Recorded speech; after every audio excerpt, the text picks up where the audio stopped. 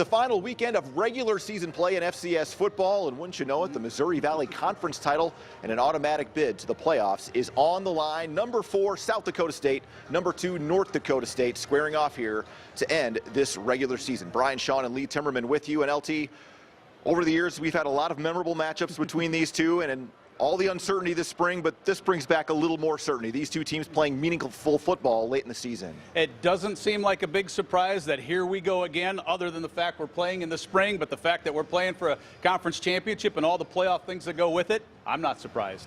These two teams are the two top rushing teams in the Missouri Valley, each averaging about 220 yards a game on the ground.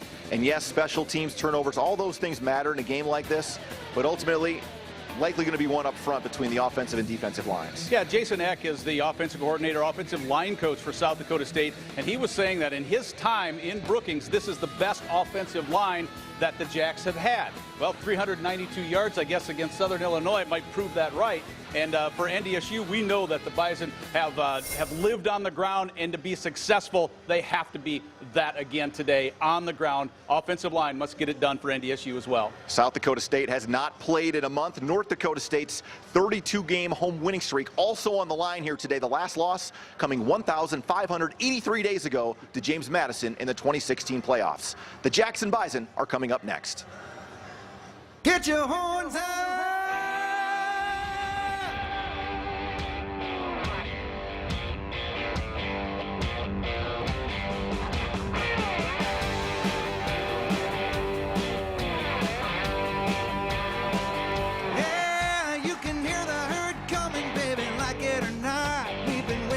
Tailgating in the parking lot. Now that clock is ticking down. The boys are ready to go. The energy and here's electric. Let's get on with the show. Get your horns up. The green and gold are back in town. Get your horns up. Pumped up and ready to throw down. Toss that coin up in the air. Bring the boys up to the line. Hold your horns up high because it's Bison time.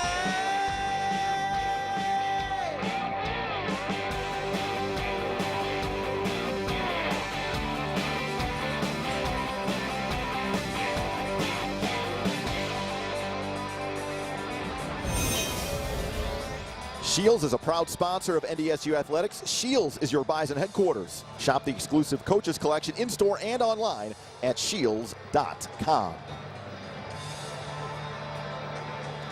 The 6-1 Bison, the 4-1 Jackrabbits getting set to do battle here today. Number 2 against number 4 in the nation to close out this regular season before the FCS 16-team playoff field is selected tomorrow morning. John Stiglmeyer, boy, he's been doing this for a while. In his 24th year already as head of the Jackrabbits. And Stig is it's his alma mater. He's a 1979 grad of SDSU and a winning record in 19 of his 23 previous years as the Jackrabbits head coach.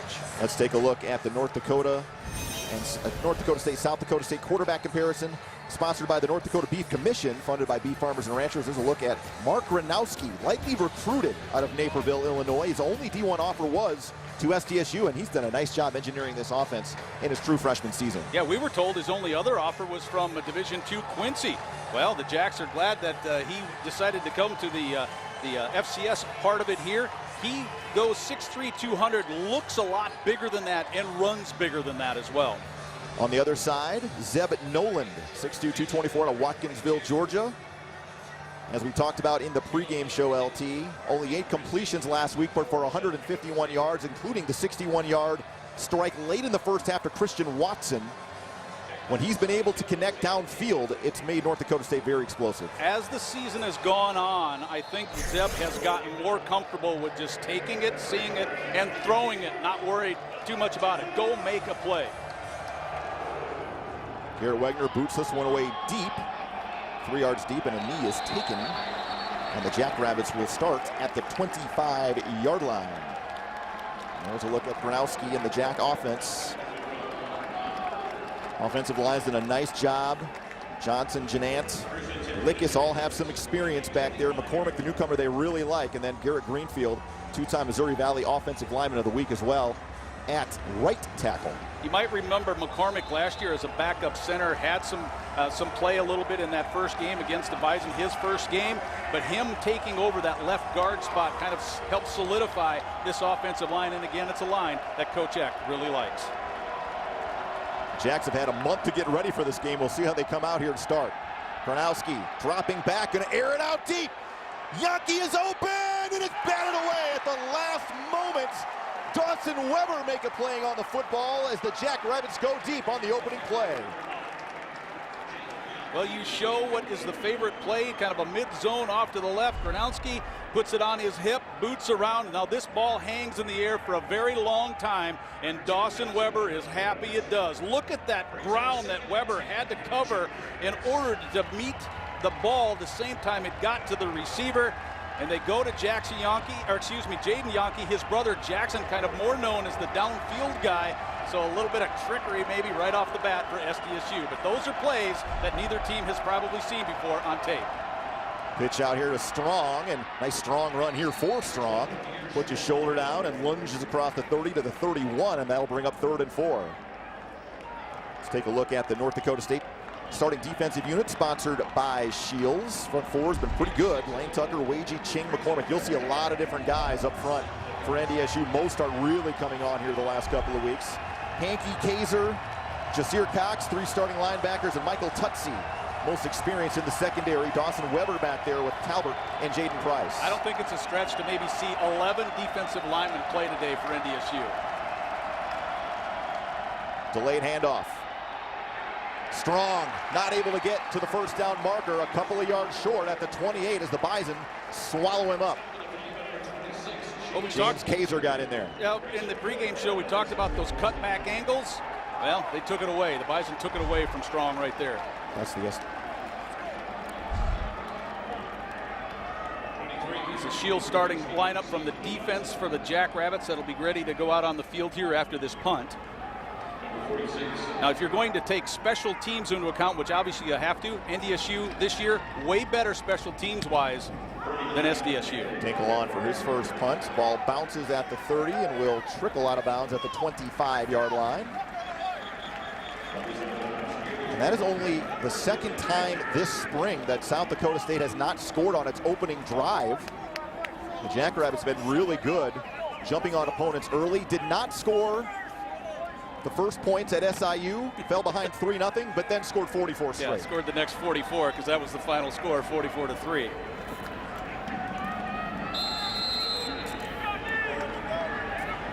Watch for pad level. The Bison want that pad level underneath the chin of the Jackrabbit defensive line. Get inside, not much room to run. Boy, the Jacks did a nice job stacking things up. Logan Backus was the one that really stood up Hunter Lukey after a gain of 1.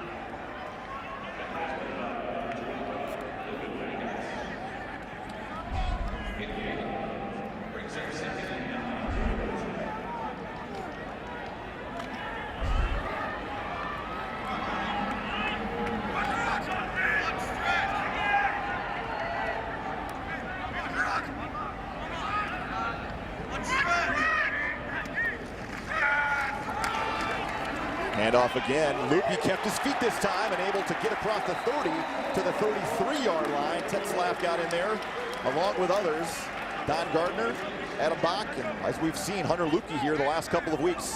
Tough guy to bring down even on first contact. Yeah, especially a kid like Lukey. You have to tackle him in waves. Nodak Insurance Company replay. First wave, pretty good from SDSU, but then Lukey gets the hand down, is able to keep that momentum going. Big kid. He goes about they list him at 245 pounds, and we've seen, especially in that UND game, that he can bust it with speed. Jackrabbits 3rd down, didn't make it. NDSU's first crack at 3rd down, right now. 3rd and 3. Play action for Nolan. Fires on the out, and he's off target looking for Noah Gindorf. Manchagaya in on coverage, and it's a 3 and out for each offense here to start. I think Gindorf had the space he needed to catch the ball, but we saw it wasn't a catchable ball. He was able to get up kind of in the body of Manchagaya, break to the outside. That slot, or that window was open, but the ball didn't hit it. Jackson Yankee Back at his own 20-yard line as Garrett Wegner will get his first opportunity here today. During warm-ups, Brian and I were both looking at Jackson Yankee and go, man, he looks a lot bigger, stronger than he did the last time we saw him. This will bounce at the 22 and is down right there by Kaiser. And we will step aside. A couple of 3-and-outs for each offense. The Jackrabbits will have it for the second time when we return. Scoreless on the Egg Country Farm Credit Services scoreboard, just getting started here at the Fargo Dome.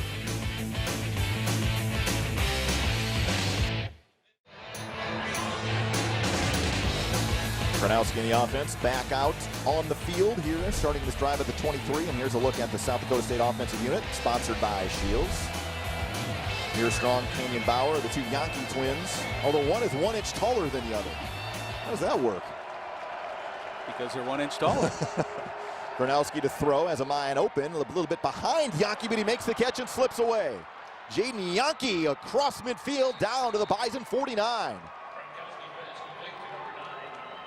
Oh, when Dom Jones whiffs on the tackle, it's all the way to the near side, and so there is no immediate safety help. Little break on the outside. There's where Jones is trying to go maybe for the big play. He just needs to bring him down. Doesn't have to look pretty. He whiffs, and that allows SDSU to get all the way up to midfield. 28 yards on the pass completion.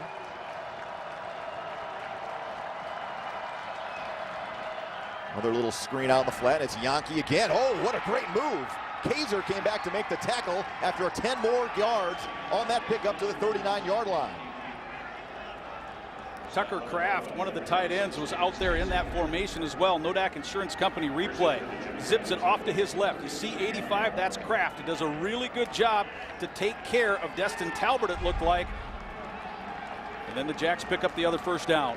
Oh, Michael Tutsi got juked pretty good there that time by Jaden Yankee. A couple of catches there for the young sophomore out of Madison, South Dakota.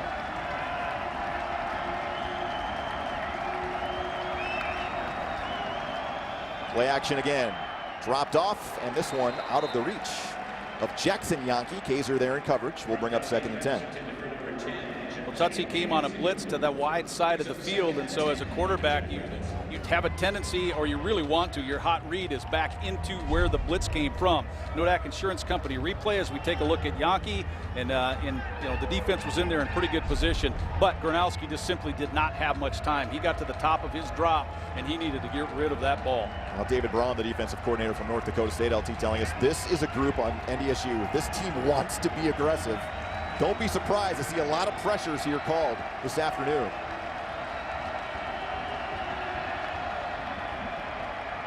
Quarterback run. This is something Gronowski has shown the ability to do here in recent weeks, and he gains 14 yards to the 25-yard line and a Jackrabbit first down. One interesting thing there, I think, from a Bison perspective is Spencer Wagee, just off to the left of your screen. He would normally crash hard to try to stop quarterback run, but Gronowski's so good that Wagee knows he can't let him pop to the outside on his side, and so when he was trailing the play, maybe not quite as hard as he normally would because of Gronowski's ability to come to his side, ran the other way and picked up the first. Gronowski across the middle, right in stride to his intended target, and a touchdown for Coons, his big tight end.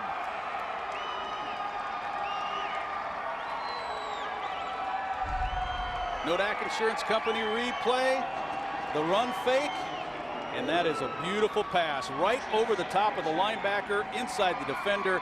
A word that I was told by the people from South Dakota over and over that I talked with today about Gronowski, moxie was a term that was used to describe him. Same term that when Trey Lance was doing things early in his career at NDSU, people said the same thing about Trey. He just gets it. A quarterback that understands what's happening. 25 yards on the connection as Fromm boots through the extra point. And the Jacks go right down the field on their second drive. Gronowski 63 yards passing already with the touchdown. And it's 7-0 SDSU on the Egg Country Farm Credit Services scoreboard. Back to the Fargo Dome. 10:07 to go in the opening quarter.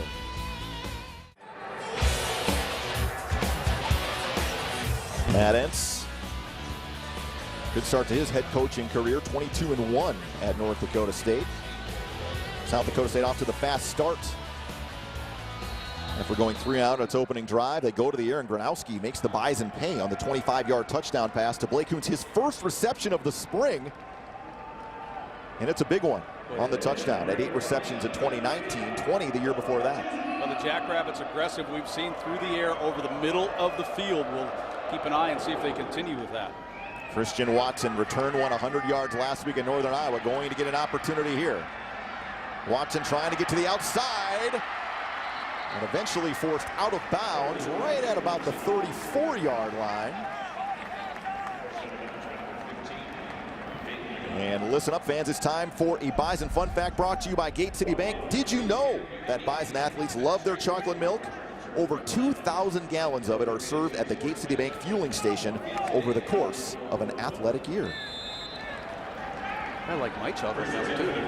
Boy, I know that. And here comes Cam Miller to start this drive at quarterback, the young freshman out of Solon, Iowa. Only got about 1 series last week at Northern Iowa, but again, the quarterback running game may be more in the game plan this week, and you see it here. And he gets tripped up. Nowhere to go, and a loss of a yard.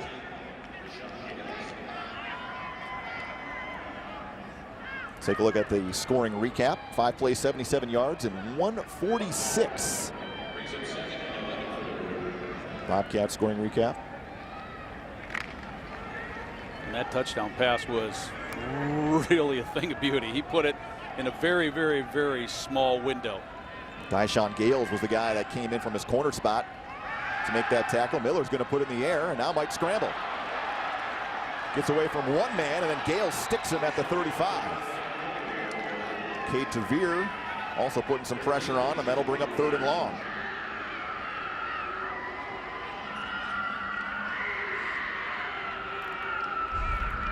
Kodak Insurance Company replay, a quick check to the right. Nothing open there. Actually covered on the near side too. And 2 plays in a row, Gales is in on the tackle.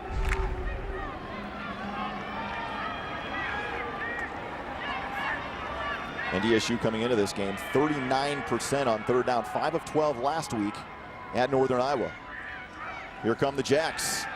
Miller hanging in there, fires. Watson is open at midfield. Steps out of a tackle and tiptoes out of bounds at the 30-yard line. And a big 3rd down pickup for NDSU. Oh yeah, clap, young man. This is nice. The pressure percentage from South Dakota State is not great. Only about 20% of the plays are they bringing it. But on 3rd and long, here they come. So when you blitz that many people, it is a one-on-one. And you will take Christian Watson one on anyone that South Dakota State has. That is a matchup the Bison love. They do not believe that number 1 can be covered today without extra help. Miller stood in there in the face of that blitz and delivered the first down. Watson, 229 all-purpose yards last week, the Missouri Valley Player of the Week. And here's Hunter Lupke rumbling ahead for 5 yards. Tripped up by Adam Bach. Here's the best push that the Bison offensive line has had today. Beautiful job here. And the one that caught my eye was Jalen Sundell. He had a nice pancake. Oh, that's Zay Grable, or Gray Zabel. Gray, the freshman from Pierre. Young man that has really come on here the last month or so. This spring was inserted into the starting lineup, has done a nice job. As they take a look, it looks like a knee. We will step aside, 7:48 to go. 2nd and 5 for the Bison at the Jackrabbit 25 when we return. Gray Zabel, it looked like an ankle as they were taking a peek out on the sideline. Had to be helped off, not really putting any weight on that, LT. Not a good sign for him to return today. No, not at all. The left ankle is what they were working at. It's the tail end of the play. Lupke getting up off the pile. Zach Kubis in at right guard. Miller stacked up at the line again. Tetzlaff first there, finished off by Bach. And it's a loss of a yard. We'll bring up 3rd and 6. Well, the defensive line group for South Dakota State is the best group that they have on this side of the ball. And one of the things that Coach Stiegelmeier said is that, hey, we need to put more money into the defensive line. And he looks up north. He sees what NDSU has done with that superior depth and tried to emulate it. Right now, South Dakota State has 9 guys on the defensive line that will play today. Gonna give it to Lupke. Stumbling ahead before he is turned back after a gain of 3, and that'll bring up 4th and 3. We'll see what Matt Entz elects to do here. Reinholtz will come out. 4 of 5 on the season. Did miss a 32-yarder last week at UNI. This will be about a 41-yard attempt.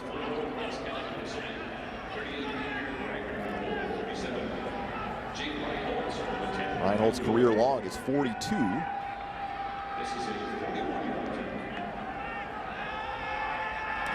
Snap good, down. Reinholdtz gets a boot to it, and it is good. Bison on the board, 7-3 with 6:18 to go. Let's pause for a quick word from the Bank of North Dakota.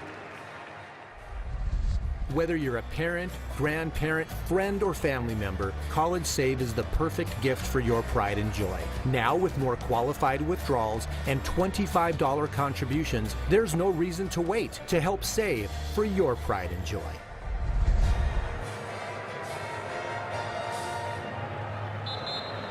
South Dakota State still maintaining the lead after North Dakota State got the big passing play to Watson that covered 35 yards. Able to get a stop. But important, obviously, to have an answer in some form of points on that particular drive, which is what NDSU was able to do. It comes away with the field goal.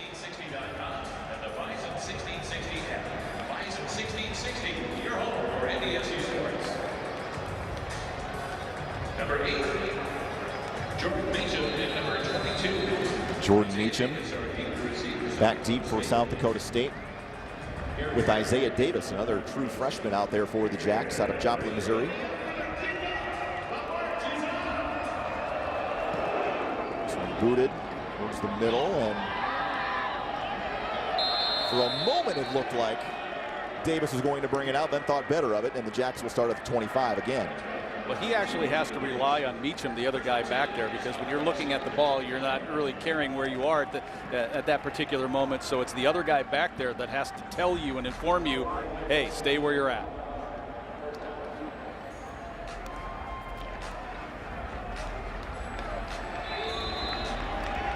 See what Jason Eck dials up here, the offensive coordinator for South Dakota State. Got the Bison off balance on the last drive. They certainly did with some good stuff through the air, but Davis is getting his first crack at running back in there for Strong. That's the rotation, those two. 2 tight ends out there as well. And there's Davis trying to cut it outside. Kaiser, first one to meet him before help comes, and a gain of 2.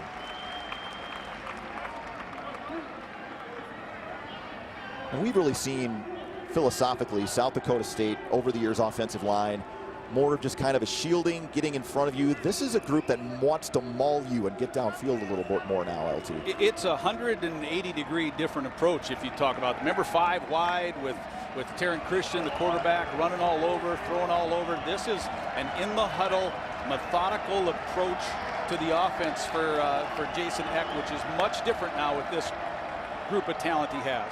Jasir Cox coming in to make the tackle. Nice gain of 5 that time by the youngster Davis. Will bring up 3rd and 3. Oh, guy, Isaiah Davis, state player of the year, 4,300 yards in Missouri. His only D1 offer was to SDSU. These true freshmen, these guys they find are contributing, and not a lot of other guys were on them. My question was why? Why wasn't a kid who's the Gatorade Player of the Year in your state from Joplin, right down the road from Missouri State? Yeah, doesn't make sense. Johnson again has a first down. Nice strong run.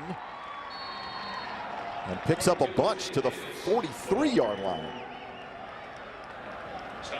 Well, those 3 run plays, off tackle, basically an off tackle to the right, not much there. The play in the middle worked. Now it's off tackle to the left. So, you know, and I didn't notice any crazy blocking schemes. So those are real basic kind of approach. Let's see how our offensive line is going to handle things.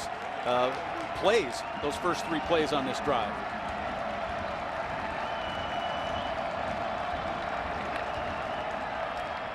Play action this time. Gronowski stepping out of trouble, and he's got some room to run on the outside. In Bison territory, down to the 37 before he is taken down. And Gronowski making plays with his legs here this afternoon. Well, Destin Talbert missed. Here's a corner blitz coming from the high side. You'll see it's number 6 zip in there. Well, he misses, and once he misses, obviously there's no outside contain anymore. And then Spencer Wagee's just running from behind once again. They're running away from Wagee, it appears, and finding success right now. Jackson Hankey had to run a long way to make that tackle. And the Jackrabbits in business once again. Strong back in at tailback. Falls ahead after a gain of about 4 yards. Pretty good late pre-snap movement, I think, by NDSU. They slid over and then double A-gapped right to the right side of the offensive formation, and that's where Strong was trying to run. So no big hole was going to open there, and he just kind of felt his way and worked his way to that 4-yard pickup.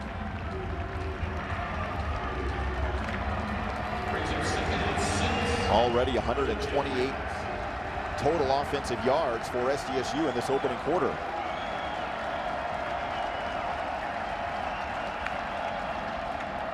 Strong getting away from one man, but there's a green wall in front of him and a loss of 4. Back to the 37. Logan McCormick, one of the first guys there. Here's the handoff. Here comes McCormick. Kaiser also in on that play early. Boy, that football almost came loose. Strong juggled it there for just a moment. That'll bring up 3rd and 10.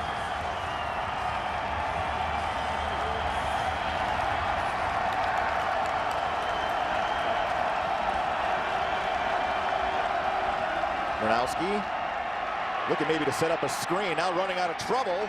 Chased out of bounds and taken out of bounds. And another loss to about the 41-yard line, and that'll likely bring up a punting situation here for SDSU. Well, you were spot on there, Brian. They're trying to set up the screen over the middle, and it was sniffed out. The Bison had it covered and covered very, very well.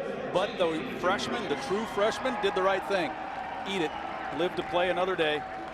Did not try to force it in there, potentially with a turnover or anything like that. Bison will I guess lose the field position battle, if you will, on this particular drive from SDSU. It won't end up in points, but the Jacks will put NDSU in a long field. Oh, somebody jumped early there for SDSU. Yeah. Push the ball back to the 46. Graham Spalding, I think, is the one who jumped.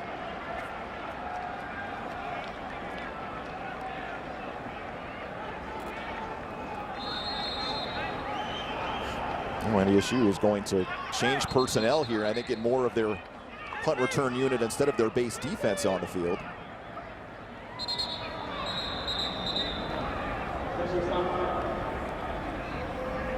Now the officials are going to huddle. Art Brown's going to bring a few of his guys in. Art Brown, your referee today from the Valley. The man in the white hat. He's the guy in charge. Be loud, okay? Be loud. It is 4th down. The clock will start on my signal.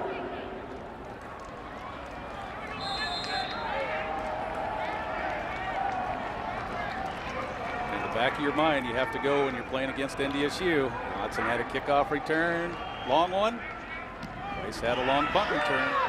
Dinkle hangs this one up. Price calls for the fair catch and makes it just outside the 10-yard line. Let's pause for a quick word from Advanced Business Methods. Trust Advanced Business Methods for all your print and document solutions. From multifunctional printers to managed print, ABM has the experience to keep your work flowing. Contact us today to advance your business. Cam Miller will remain in the game at quarterback for NDSU. Nolan had the first series, now Cam the last 2. 3 receivers to the near side of your screen here on 1st and 10. Hofstad motions back. Quarterback run again for Miller. Not a lot of room to run. Spalding there to make the tackle after a pickup of just a couple.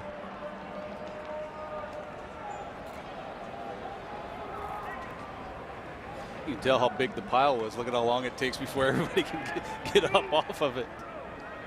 We've seen South Dakota State rotating a lot of different guys in as well. Sanders and Krolikowski, Hicks, Winkleman, yeah, they will get a lot, but we'll see Ogurnday, we'll see Stacker. I think we saw Xavier Ward out there on the last drive for SDSU. Tervier, another walk-on from Brandon, South Dakota. And there's a look at Backus. Play action.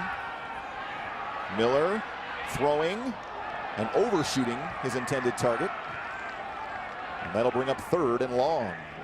He's looking for Hunter Brosio, the fullback. Nodak Insurance Company replay on the play fake, trying to sneak Brosio out to the right. There's Miller getting flushed just a little bit.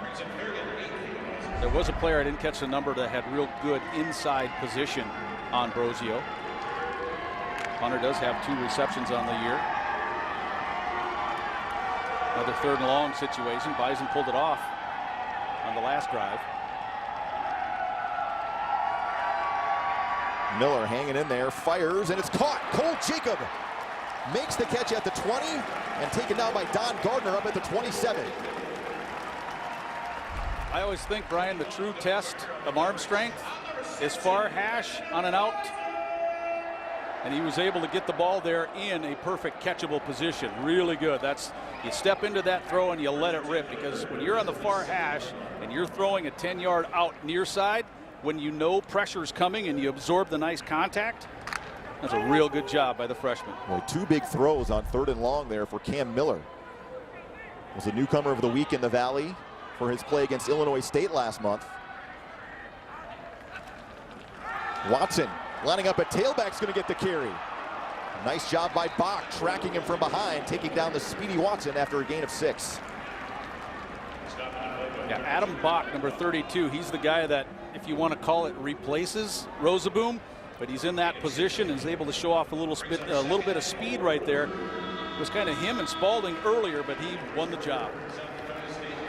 South Dakota State started the scoring. Nice touchdown drive on the 25-yard touchdown pass to Blake Coons. North Dakota State responds with a field goal, and we'll have 2nd and 4 when we return after the first quarter of play at 7-0 Jacks here at the Fargo Dome. Shields is your Bison headquarters. Shop the exclusive Coaches Collection in-store and online at shields.com. First play of the second quarter, 2nd and 4, North Dakota State trailing 7-3. Hunter Lupke gets the call, and he pushes the pile ahead across the yard marker to the 38-yard line, and enough for an NDSU first down. Adam Bach went for a little ride there, trying to make that tackle. A little zone blocking, Nodak Insurance Company replay, a little double team on the nose. Tetzloff gets caught inside, can't flow as fast as he wants to. And NDSU picks up the first. Lupke coming off another big game, 95 rushing yards and 19 attempts at UNI 1 week ago. Both teams already with 10 rushes in the game. Little pitch to Lupke. Stacked up after a gain of 3 to the 41. See a lot of white shirts converging on the football that time.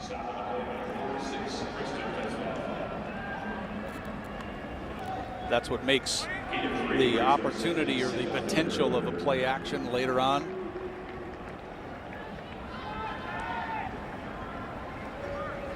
North Dakota State, in terms of protecting the quarterback, has done a pretty good job all season long. Only 5 sacks allowed, at 6th best in the nation. And one of the surprising stats, just looking at numbers, is SDSU this year with only 6 sacks. It seems, I know they haven't played a bunch of games, but it doesn't seem like much. Miller's going to throw, going to drop it off to Dom Ganella. He's taken out by Bach, who's been busy today, still able to stumble ahead to the 44 and pick up 3, and that'll bring up 3rd and 4. I kept waiting on that play to see if the seam was going to open up, because Christian Watson was running the fly pattern in that triple route tree. Nodak Insurance Company replay. There's the little play fake. Right up the seam is not there. Watson's run deeper a little bit along the sideline. He was covered. Take the short dump and try to pick up 3rd down.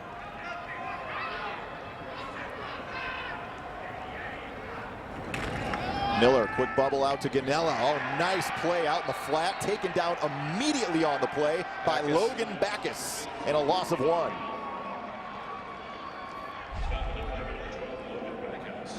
Backus slides inside, gets inside the block of Watson.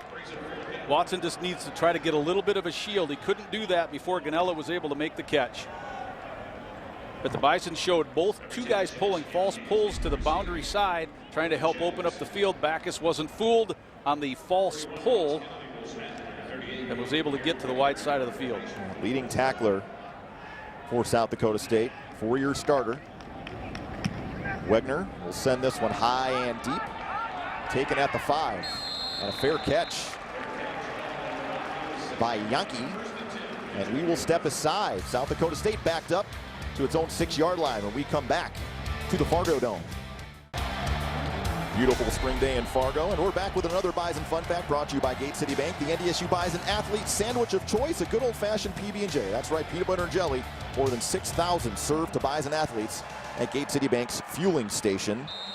Great way to get those calories, and a pickup of 5 yards by Davis up to the 11-yard line on the opening play of this drive for SDSU. Well, it's only 2 big steps, but there's a big difference between gaining 3 yards on first down and 5 yards on first down. And right now, the Jacks on their first down rush has been pretty good so far. SDSU's already double up North Dakota State in rushing yardage here in this opening half. 67 rush yards.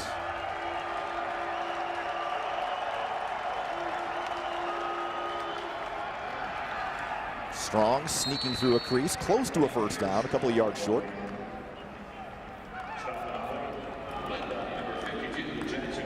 Jackson Hankey and James Kaiser teaming up to make that stop. Not a surprise that the 2 guys you just mentioned are first and second in terms of tackles this year for NDSU.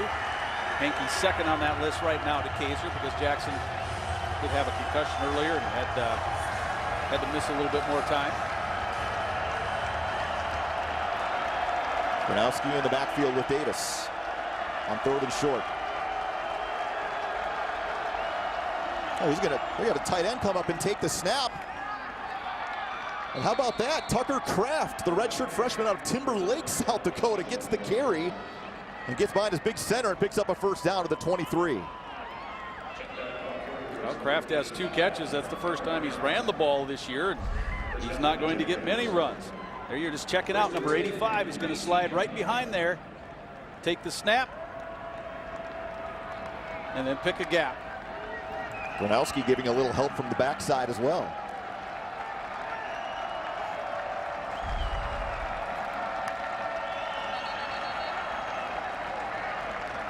Flag comes out. I think someone from South Dakota State moved early, and I think it was Jackson Yankee. Offense, number 10, 5-yard penalty, first down. I think Yankee made a little bit of move, and Jazir Cox reacted off of that. Cox got into the neutral zone, but it was because the first movement was on SDSU.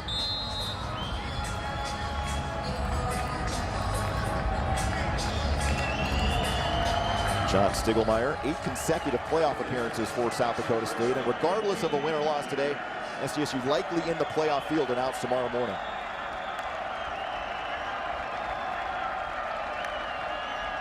Gronkowski threw it behind Yankee and incomplete.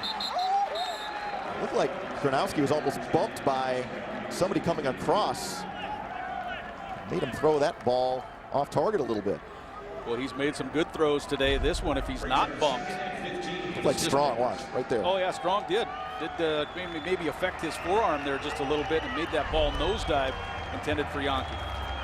Well, you mentioned SDSU making it 10 straight. There's only one other team in the conference, or 8 straight. There's only one other team in the conference that has made the playoffs more times consecutively than that. Yep, we know who that is. And the other team on the field. Yep, they're playing defense right now. Strong gets the carry. Gets back to the original line of scrimmage. Maybe just a little bit short, gain of 4.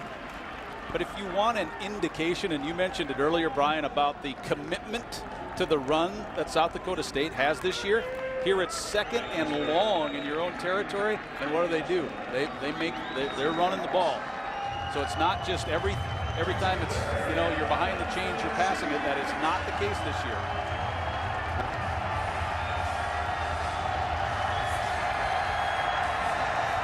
And the dome coming to life. Right around 9,000 in the building. Trying to make an impact here on 3rd and 11. Hines into the backfield. Kronowski's going to run. And he is taken down. Combination tackle. Wagey got him up top. And he'll be short of a first down by quite a bit. James Kaiser may have been the first one there. Just being conservative. Nodak Insurance Company replay. Going to run a little quarterback power. You see McCormick in there on the little bit of a pull, trying to take care of the second level guy, but the other linebacker in on the legs. Real conservative once the Jackrabbits got behind the chains. Dinkle. End over end. Fair catch made at the 42-yard line. Pretty good field position for North Dakota State. When we come back, 7-3 Jacks, 8.5 to go here until halftime. 7-3, South Dakota State leads it. The Bison rushing attack, averaging just 2.8 yards per carry so far. Hunter Lupke, 6 carries, 23 yards to lead the way so far for NDSU. Play action here, Miller. To the sideline, well-thrown football, and Braylon Henderson makes the reception. Down to the Jackrabbit 36-yard line. Nodak Insurance Company replay. Henderson is off to your right. There you see him on the drag. That long drag pattern allows Miller enough time to look downfield, see if anybody opens up, and it also freezes the safeties. The safeties have to honor his eyes in the middle of the field, knowing that the drag is going to be open. Well-delivered ball. Perfect. 21 yards on the connection from Miller to Henderson. There's a couple of freshmen there for NDSU. Now back to the bulldozer, Hunter Lupke. Gain of just a couple of the 34-yard line. Jacks have done a really good job up front so far. Let's go down to Ryan Gellner on the sidelines. Ryan? It is a First International Bank and Trust sideline report. As you expected, Gray Zabel will not return to this football game. He left the field on crutches. He is back in the locker room getting x-rays, I am told. It is not an ankle, though. It is a lower leg injury, but he will not return. He is out for the remainder of the game. Guys? All right, thanks so much, Ryan. So Zach Kubas, the senior out of Dickinson, will take his place. Watson, the motion man, will get the carry here. Boy, the Jacks were ready for that one. And Adam Bach takes down Watson for a loss of 1. Boy, Adam Bach does a really nice job of absorbing contact. I think it was Lupke, 44, that first gets into him. He does. Look at him shed the big man and then get in on the tackle. Ooh, that was well done. Bach, young kid, redshirt freshman out of Sloan, Iowa. Who else is in that game right now out of Sloan, Ken Miller. Iowa? I bet those two guys know each other pretty doggone well. They should. Linebacker and quarterback from the same hometown. 3rd and 9. Miller has protection. Gonna go deep down the sideline. Was it caught in bounds? No, it was not. Watson made a tremendous catch but could not get a foot down, and that'll bring up 4th down for NDSU. This is just letting your playmakers give him a chance to make the play. Thrown up there, caught. Well, that was close. It all depends on whether that left heel is on the turf or not. I thought it was real close to being in. Officials had a really good look at it. We're right there on top of it on that far sideline. I'm not sure we'll have an angle. But the replay booth is going to look at it.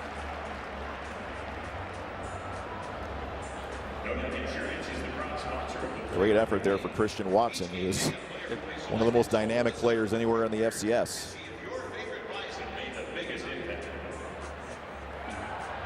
What a difference this makes, though. Your first, if it's a catch, your first down inside what, the 15? If the call stands, it's 4th and long.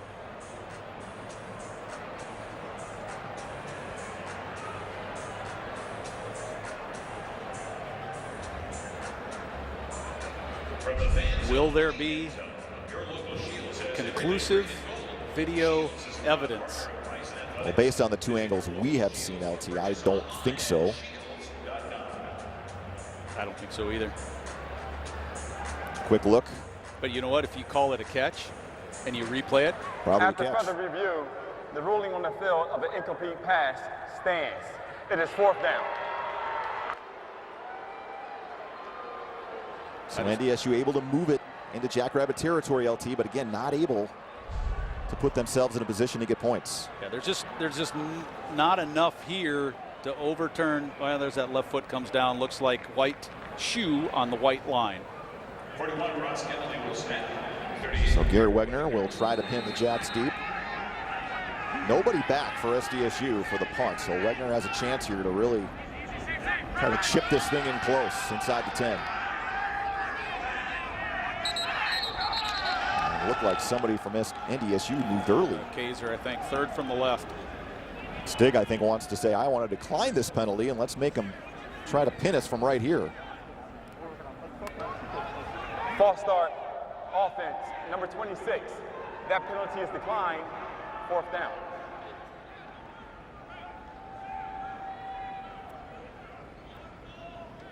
We saw Wegner have a big punt late in the game at Northern Iowa last week.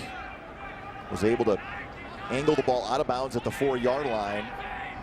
And NDSU ended up preserving that 23-20 win. There's a lot of green jerseys back there. We'll see what kind of hop this thing takes. And the long snapper, Kennedy, will down it right at the 9-yard line. Luke Wirtz was the guy in there to down it. 7-3 NDSU, or SDSU, with 6:34 to go. Jackrabbits inside their own 10 when we return.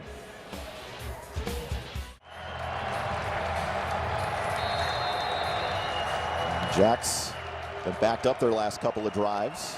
Gronowski will try to get some daylight here. This drive starts at the 10.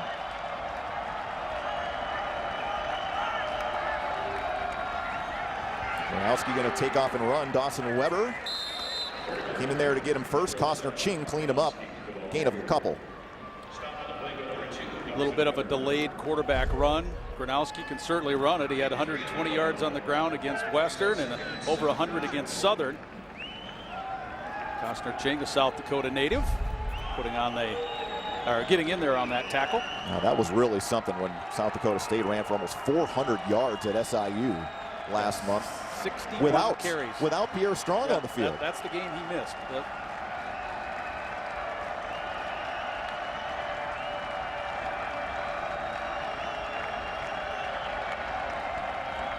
Gronowski, quick drop. Strong makes the catch. Oh, nice move in the open field. And he has a first down before he's finally taken down at the 29-yard line. Well, you wonder why there's always motions and people moving. This pre-snap movement helps open up the weak side, and then when Kaiser when Kaiser misses, but the Jacks slide NDSU off to the team's left because Hankey had to jump a zone, and that's one less guy into the boundary. No second guy there to make the tackle after Kaiser misses. 16 yards on that reception for Pierre Strong. He'll get the carry again. Finds a cutback lane. Hit and taken down by Courtney Eubanks, another true freshman out there, after a gain of 5 yards.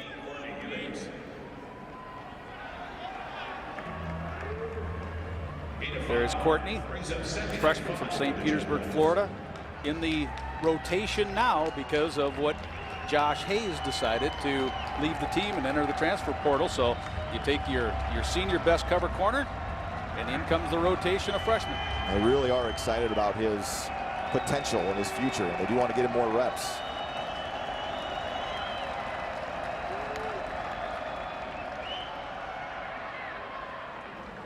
Three more yards, maybe 4, by Johnson. Jackson Hankey coming over to make the stop.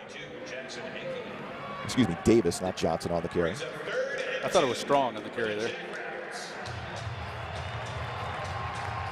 Yeah, here's Strong. Now announcing the Shields NDSU Coaches Collection starting lineup, featuring gear hand-selected by the Bison coaching staff. Available in-store and online at shields.com. Go Bison! 3rd and 2 for the Jacks. Davis gets the call again. Good push up front. And another first down run, gain of 4 up to the 41. This is Here's a play that looks like one directly out of NDSU's playbook. A little bit of a power pull from the guard. A gap power right up the middle. Nodak Insurance Company replayed. There you see the guard.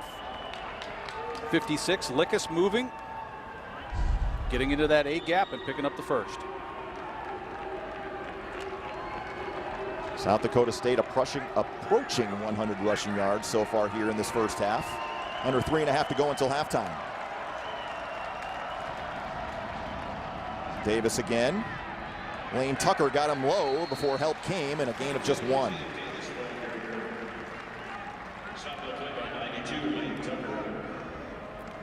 Left side tackle Aaron Johnson pulls on that play. Was unable to help get a push, but you have guards pulling, you're used to that. But now when the offside tackles are moving, that's some stuff that the Bison have not seen much this year. I'm kind of wondering too how South Dakota State would play in this opening half. Haven't played in a month. Would there be any rust? We really haven't seen that, LT. No, not a lot. Rust usually shows up in tackling more than anything else, I would say. Davis gets the carry again. Oof, big hit. James Kaiser making the stop. This is where offenses make it tough to read on defenses, because 71 pulls it once again. Plays coming this way. That was the same motion that he had last time, so it really changes the eyes, and you're really testing the defense. Now Kaiser said, I'm going to come downhill and make this tackle. Eubanks didn't make that play, but he at least was able to get some inside leverage to push that thing outside where he had some help.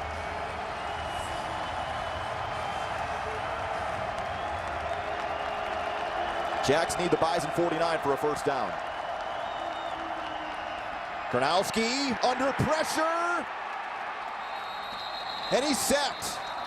Back at the 36. And a timeout taken, I think, by NDSU here with 1:43 to go. Lane Tucker was in on there. Nodak Insurance Company replay. Tucker comes inside. And Braden Thomas jumps 2 different zones on a little bit of a block to try to mess up the eye. See, look at where Thomas comes all the way around there. And Tucker just beats his man inside and then stays with the play. Finished off there by Pierce. Looked like for a second that Gronowski was going to try to hand the ball off to Greenfield, didn't it? That would have been a mistake.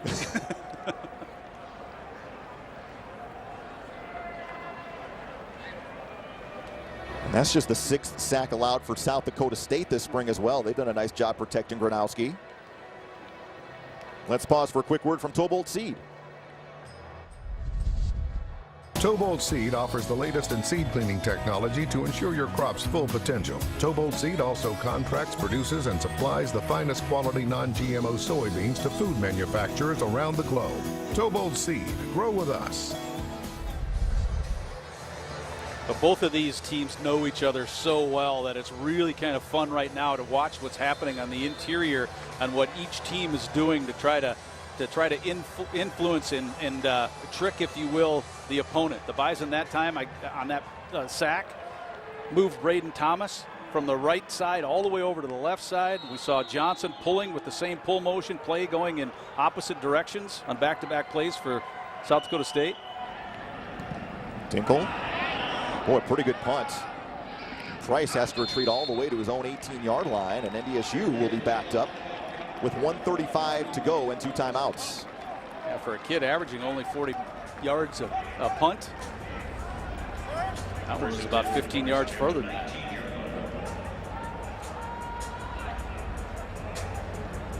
.45 yards on the boot from Dinkle, but more importantly, Price unable to return that particular kick. Just keep waiting for the tight ends to get more involved. For North Dakota State, yes. Yeah. One tight end there now, it's Gindorf.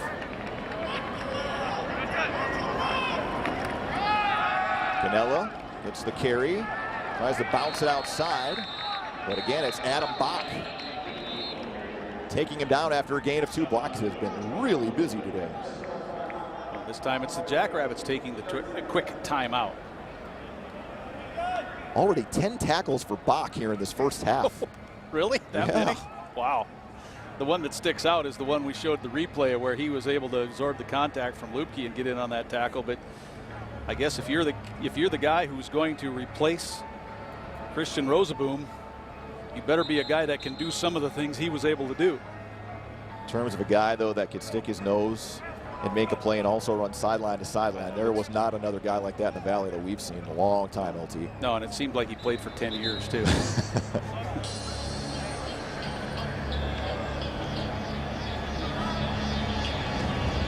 Well, the Jacks have done a really good job, in particular the front seven here against the run. And ESU averaging just 2.4 yards per rush in the first half. And it's been all Cam Miller at quarterback since the opening drive of the game. Safety right now is pretty low. Now he moves to a little bit deeper. Miller has room to run if he wants. Now he will take off. Tracked down from behind by Crockett Krolikowski. About a yard short of a first down. One thing we saw, especially in the drive in the UND game, the patience that Miller showed right here as he's on the move. The patience, he's hoping somebody comes up. Lippy wasn't able to pop open. Babbage wasn't able to pop open, but he was trying to give his receiving core that extra step or two to see if he could, if they could get open. It'll be 3rd and a long one here. NDSU will need to get to the 29-yard line. The ball spotted just outside of really the 28.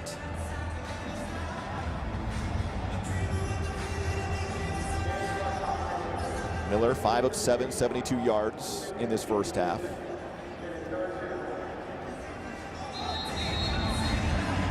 SDSU thinking with 1:18 left, still a timeout in their pocket. If they can get a stop here, maybe an opportunity to get some more points before halftime.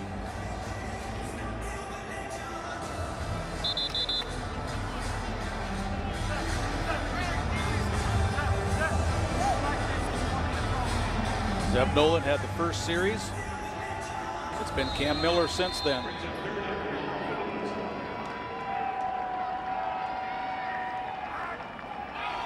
Oh boy, no one moved on the snap. Miller just chucked it deep, and there's nobody back there. That play was off from the get-go.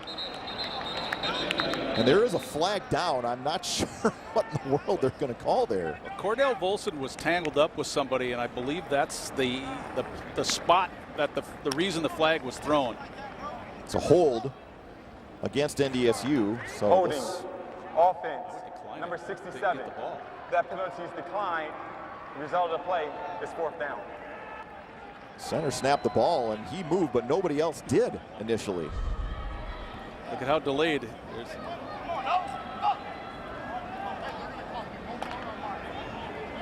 Weird looking, and then you see the tackle there by 67. So Yankee back at his own 25, and Wegner will try to get some field position here back for NDSU. But that tackle from Cordell Volson is actually a good one when it plays that disrupted.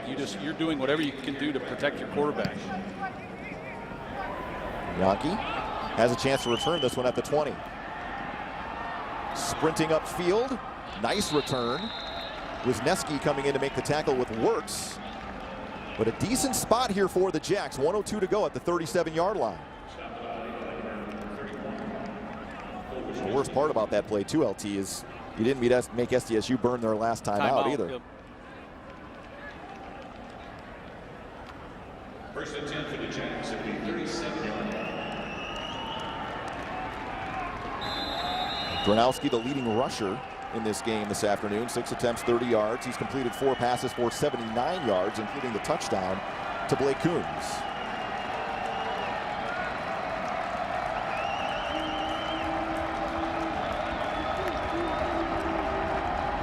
Dronowski to Strong across the middle, and Strong across midfield, picking up 14 yards inside Bison territory to the 49-yard line.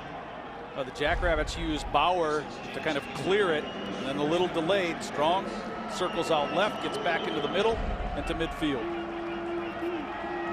So now Buto will check in, and NDSU can do this because SDSU swapped out a running back, and time continues to tick.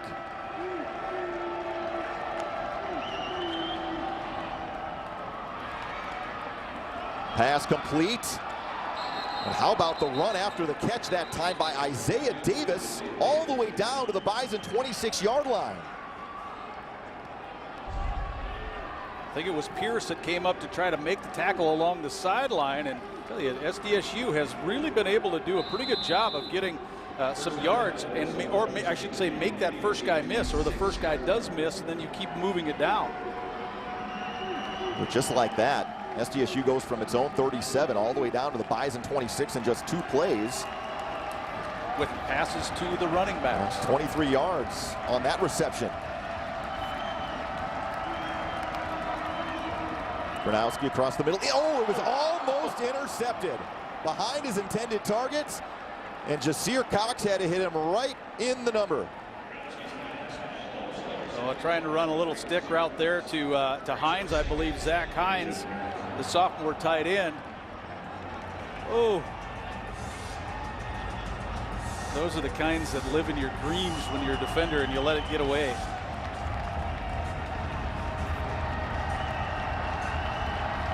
.27 seconds remains here in this opening half. Davis going to get the carry. Boy, look at strong running there from Davis. Took a couple of different Bison to bring him down.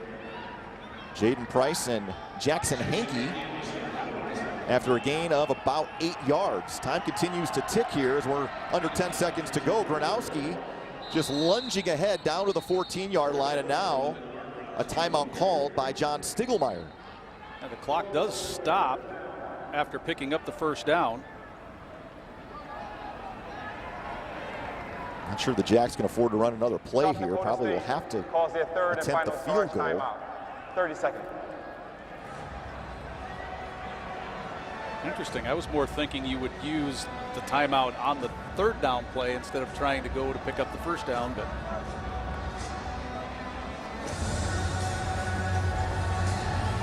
5 plays, 49 yards in just 55 seconds so far for SDSU on this drive. Cole Fromm will come out to attempt what should be about a 30 to 31 yard field goal attempt.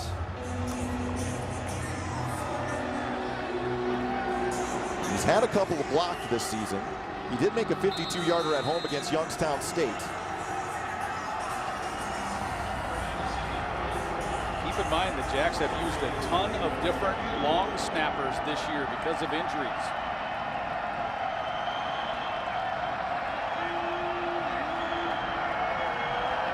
Down, it is up from, got it. Just snuck it inside that right upright, and the Jackrabbits extend the lead to 10-3 with 3 seconds to go in this opening half. Oh, you go back to that play where Cox can't hold on, and what a difference it makes. You get the interception, and you feel really great, and you have momentum going into the halftime, and you keep SDSU from getting points, but you can't hold on to the interception. You hold the Jackrabbits to 3, but it does allow the other team to get points on the board. In terms of ball control, SDSU has had it 17.5 minutes compared to NDSU's 12.5 minutes. The most alarming thing, if you're North Dakota State, maybe you feel fortunate you're only down 10-3 after 215 total yards of offense has been gained by SDSU here.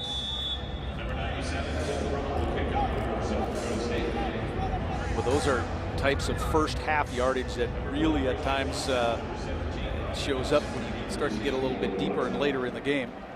Bobcat scoring recap, 6 plays, 49 yards in just under a minute.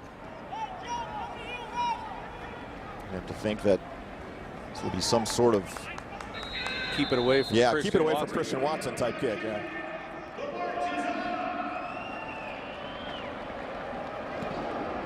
This one is angled. Fair catch. One play. So no time runs off the clock. I can't imagine NDSU will get too exotic here. Well, you're behind. Why not throw it deep? What does it hurt? Well, we've seen NDSU at the end of a half at SIU get the big play for a touchdown. But this is not that. Not that formation.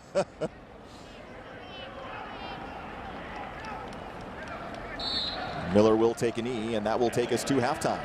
South Dakota State on the road, leading by a touchdown with the Missouri Valley Conference title and the automatic bid to the FCS playoffs on the line. Ryan Gellner will try to catch a word here with NDSU head coach Matt Entz. Matt has made his way over to Ryan. Let's go down field level. Matt, assess that first half. Well, two good football teams trying to feel each other out. Some adjustments got to be made. They're doing some things with some unique formations right now. Got to convert some third downs. You know, at some point offensively, you know, we just aired down there with the quarterback, and in the rhythm of the snap, we got to be better.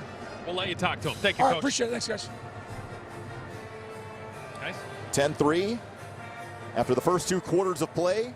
And as we have seen in the past, do not go anywhere, because these games always seem to come down to the last couple of minutes in the fourth quarter. But what is that third down? 2 of 7 right now, I think, NDSU in the first half. And 4 of 8 for South Dakota State. We will step aside, Proceed halftime report.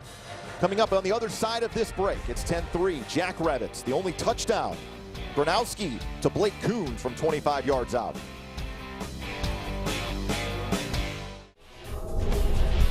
Welcome into the Proceed halftime report. Beth Wool, Kyle Emanuel joining you here as SDSU leads NDSU 10-3 right now at the halfway point. Yeah, and it's just been one of those games. We knew it would probably be low scoring, but to me, and I hate to say this, but it looks like SDSU's winning the line of scrimmage, something we talked a lot about in the pregame, and they just look like they have a little bit more energy. They're moving the ball a little bit more. I think NDSU's probably lucky to only be down 10-3 at this point. Let's get into these first half highlights. Things opening up. It starts off as a real defensive battle. Neither side necessarily getting anything going too early in this one. Yeah, tough sledding for both offenses, trying to run the ball. We knew that coming into the game. Both teams are going to try to run the ball. We see Hunter Lupke trying to get some things going. NDSU only averaging 2.5 yards per carry. Defensive line did some good things for NDSU, got to the quarterback a few times, but it was just kind of tough sledding early on. A team that didn't give up very many sacks this spring. The Bison have been able to get there, but they do eventually open things up. Mark Gronowski to Blake Coons for the opening touchdown. And this was a really good, efficient drive by SDSU. I think they had 1 incompletion on it the entire time. Biggest play for the Bison here, Cam Miller to Christian Watson, 35 yards. Yeah, if you're wondering about offense, that was pretty much it right there, and it led to the only points for NDSU in the field goal. A 40-yard field goal by Jake Reinholtz makes it 7-3. We'll fast forward to the end of the second half. A real impressive drive in the final 60 seconds. Gronowski to Strong for 14. Gronowski for Isaiah Davis here with another big run. Yeah, Pierre Strong hit him with the little angler out there, and then this is what I was talking about, winning the line of scrimmage. I thought SDSU did a good job of running the ball for the most part, and they finished with a field goal. NDSU holding them to the field goal, though, super important there. It's now a 10-3 game here as we take a look at our North Dakota Certified Seed Producers halftime stats. I mean, when you look at those, I think that tells the game exactly what you were talking about, you were feeling in this game. 99 yards rushing, 116 passing yards. You felt that difference in the offense. Yeah, and look at those first downs. 12 first downs compared to 4. I think the time of possession, I'm honestly surprised it's not even worse for NDSU. You know, I wrote down some stats of my own. 215 total yards for SDSU compared to just 112 for NDSU. And then the rushing, the yards per average was something that really surprised me. 99 total yards for SDSU, averaging over 4 yards a carry. NDSU only averaging 2.5. They just have not been able to get things going efficiently offensively, and that's something I thought NDSU defense, realistically, I thought they played pretty well, other than the 2 drives. A couple missed tackles in open field, exactly. But that's a hard place to get through. You're exactly right, Beth. I forgot about the missed tackles. That was really it. Other than the missed tackles, and they put together those 2 drives. Playing pretty well defensively, but I think this is one of those games you might want to hold SDSU to like 17 points, maybe 20. It's going to be tough for to put up points against a really good SDSU defense, both on the ground and in the pass game. Again, those stats brought to you by the North Dakota Certified Seed Producers. I do think another important one to talk about, you heard Matt Entz say it, leaving the field there. We've certainly been talking about it as we watch this first half. Those third downs, NDSU 2 of 7 on third down. They have to produce better there. Well, it's all about sustaining drives. And as a defense, you want to get off the field. Offensively, you have to stay on the field, not only to help your defense out, but to put up points, right? And they can't stay on the field right now, and SDSU's been able to, and that's been another big difference in this half. In comparison, Jackrabbits 4 of 8 on third down. That'll do it for us up here in the booth on your North Dakota or on your Proceed halftime report. We'll head down to the field here when we come back to catch up with Devin Fry.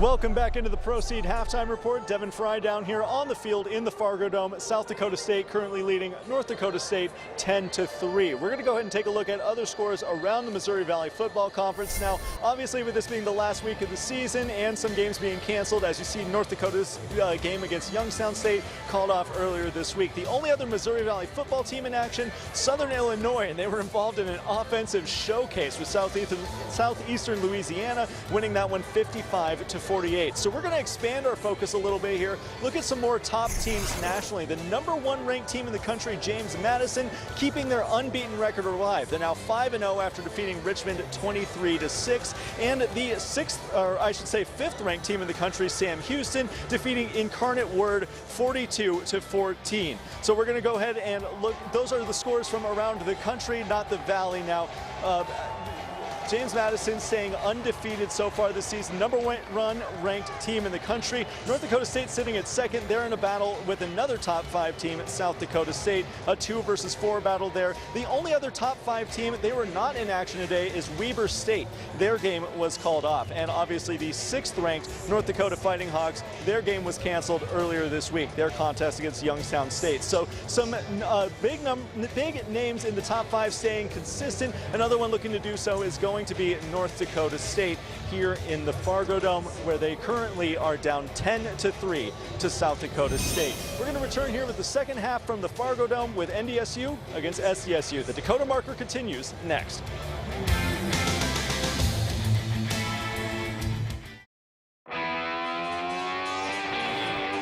Second half between the Jackson Bison coming up here in just a couple of moments on the KVLY KFYR Bison Television Network. And in about 12 days, that guy likely going to hear his name called in the 2021 NFL Draft. There's been a lot of talk and a lot of speculation, but next week it becomes real. We saw that when Carson went through it, and then all of a sudden, hey, not only are you an NFL quarterback, you're an instant millionaire, you're everything else that goes along with the opportunity that he has in front of him. So congratulations to Trey moving forward. Crazy to see how the last 12 months have unfolded for him. And one more pro day coming up here at the Fargo Dome that is closed to the public. Only NFL teams will be invited to that. And then he will be in the green room for the draft coming up starting on April 29th. Meanwhile, here SDSU, NDSU, you got to give credit to the Jackrabbits. They have really controlled the line of scrimmage for the most part in that first half. Yeah, absolutely. What was one of the biggest questions coming into this game? Which team is going to be the most physical? And right now it's a team wearing a white jersey. And the injury to Gray Zabel certainly doesn't help, but the Jackrabbit offensive line to this point in the game has played better than the Bison offensive line. Well, if you're North Dakota State, what adjustments do you make here to try to get your running game going? You really thought maybe Hunter Lukey would be a guy that would be able to get some of those tough yards. The Bison averaging just 2.5 yards per carry so far on the ground. Real surprising the fact that the Bison aren't up there. What's their season average is 5 point something, I think. So the Jacks have cut that in half. But I think you just have to keep trying it until it works. And if it doesn't work, you're going to lose. And Cam Miller has been in at quarterback ever since the opening drive. Zeb Nolan played the first drive, 3 plays of 3 and out, and then we've seen Miller pretty much the rest of the way. The Jackrabbits with a 1-touchdown lead, the Bison with the football first. It's booted away, and Christian Watson's going to get a chance again. Zone 3. Trying to find a lane, held up momentarily, high hurdles a couple of guys, and gets up to about the 25-yard line. Adam Bach in on another tackle for South Dakota State. Kodak Insurance Company replay. Watson going up, going over, and getting, about 4 more yards because he put his body on the line. Miller will start at quarterback here for the second half as well. The freshman out of Solon, Iowa, 5 of 8, 72 yards, throwing the football. 5 carries, 9 yards on the ground.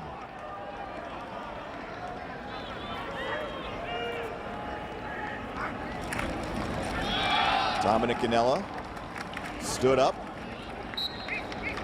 Gain of about 3 yards. Xavier Ward was there in the middle to turn him back. Here's a look at Miller, a young man that played a lot more early against Illinois State. Quarterback comparison brought to you by the North Dakota Beef Commission, funded by beef farmers and ranchers.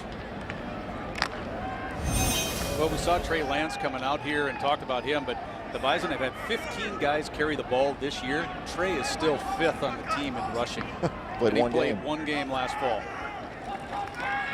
Watson getting the carry again, trying to get upfield, and Tetzlaff was there to help take him down along with Logan Backus.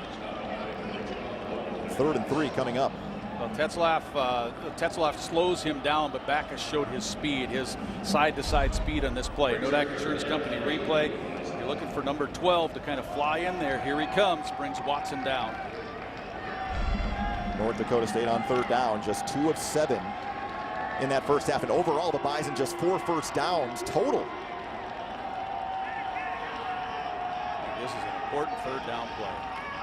Lupke puts his head down and gets across the 35 and picks up the first down to the 36. There's some physicality that NDSU needs to show here in this second half. Hunter Brosio with a good fullback lead. Going off to the left side behind Mauk and Jensen. Square those shoulders, get your pads down, and roll. I mean, coming out of all the things you talk about at halftime, the last thing you want as an offense is a 3-and-out. Chase Norblade, Crockett Krolikowski teaming up for that stop for SDSU. Play action. Miller. Boy, another beautiful pass to the sideline, and Henderson makes his second catch, and that's a pickup of 12 to the 48. Well, here's why Miller knew a blitz was coming. Nodak Insurance Company replay. As we watch this, of all the shift trade motion the Bison did on that particular play, nobody moved from SDSU. If they're not making adjustments on the routes of motions, that means the blitz is coming. So Miller had the heads up that it was coming and was able to pass into the side where the blitz was going. Play action again. Open. Miller deep. Watson open at the 25. Down to the 13-yard line.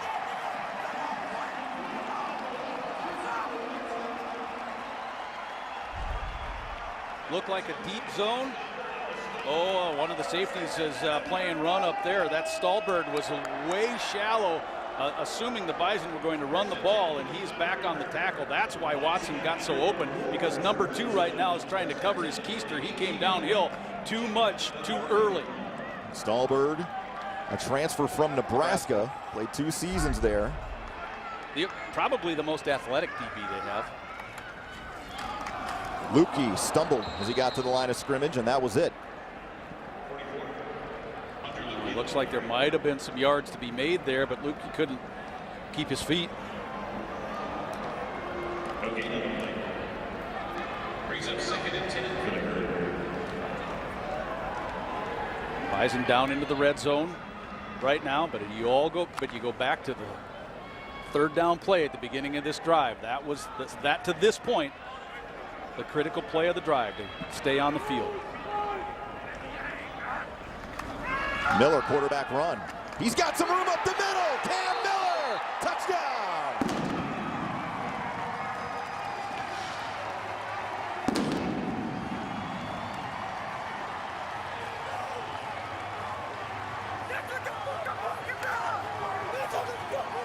Well, if you're a tight end, you need to be able to catch the ball. You need to be able to block. And there's a beautiful job on the edge by Gindorf. Babbage blocks down. That's right where the ball runs. Watch 87 right at you. He takes care of Backus. We just got done talking about how good a tackler he is and how fast he is taken out of the play.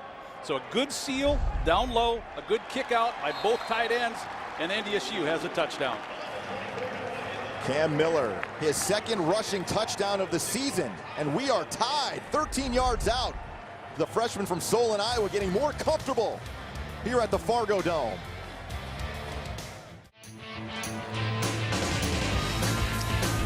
Life is stressful, and Shields is here to help you take care of your mind, body, and soul. Visit us in-store and online at shields.com. The Bison have tied things up. 7 plays, 76 yards in just 3.5 minutes. Cam Miller, his 2nd rushing touchdown. Wegner soon is going to be brought out. Meacham. And a flag comes in back at the 16. Looked like Destin Talbert was one of the guys that got in there for NDSU, along with Nick Kubitz. Yeah, usually last one up is the first one in. Jackrabbits, this will be a half the distance call. Okay, Cam Miller scores the first touchdown for NDSU. Let's go back. Now I want you to watch Babbage, and I want to have you watch the first move right there from Volson, and you also see Lupke, the +1 run. Go ahead and roll it. Babbage does a great job sealing. He takes care of Likas. And then the Winkleman has to honor Volson's move to the inside, so he helps him take himself out of the play, and the Bison execute it perfectly. You go back to that third down play. The third play of that drive stayed on the field, and the Bison were able to tie it up. Jacks backed up to their own 8-yard line here for this opening drive of the second half after the penalty.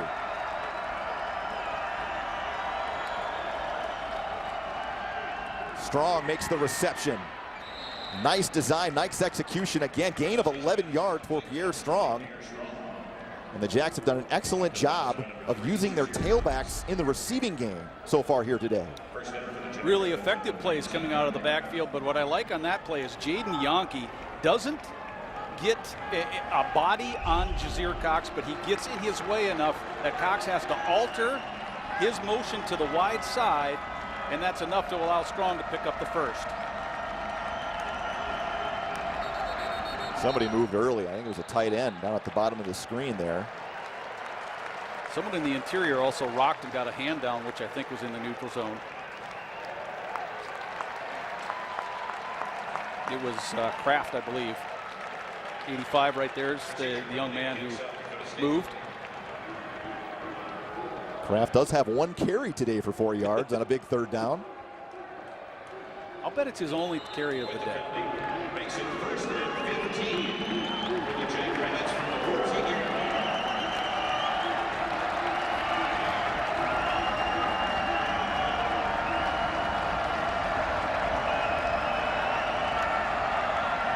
Strong motions out.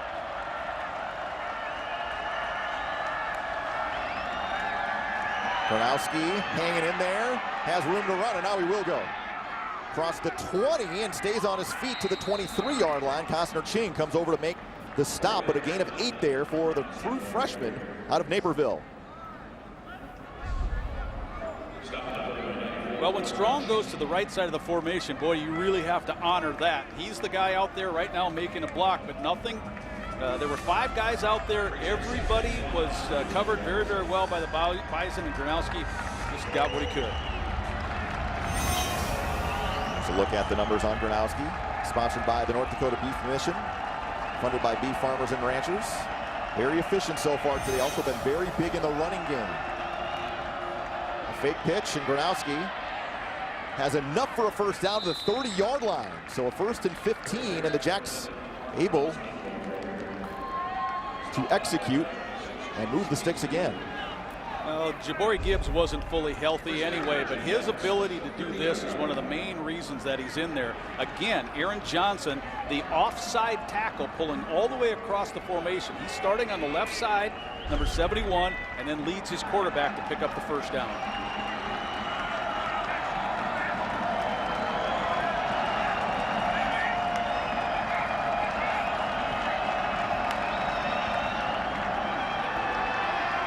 Gronowski going to take off and run again, and look at him go. Good strong finish. Destin Talbert finally got in there to take him down. Jackson Hankey also in on the stop, but another big gain all the way up to the Bison, or excuse me, the Jackrabbit 47. If you can cause a defensive player to be in conflict, then you win. That's what the Bison did on that play. Poor James Kaiser. What do? Do I break it off and go to the quarterback? Well, if I do that, number 20, their best offensive player is open. Kaiser goes to Strong. Quarterback reads it right, picks up the first. 10 carries, 66 yards now for Gronowski. Boy, Strong busting through a hole. Oh, this guy's off to the races. Pierre Strong is into the end zone. Touchdown.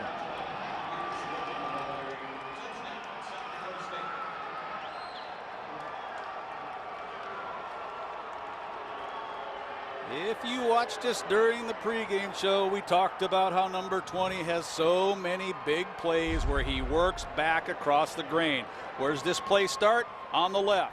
He works back to the right. You make the safety miss. And when a safety misses, there's a good chance that there's going to be a very big run at the end of it. And Strong ends up getting 6 points for NDSU. But, boy, he's done that over and over and over again. Fromm on to add the extra point.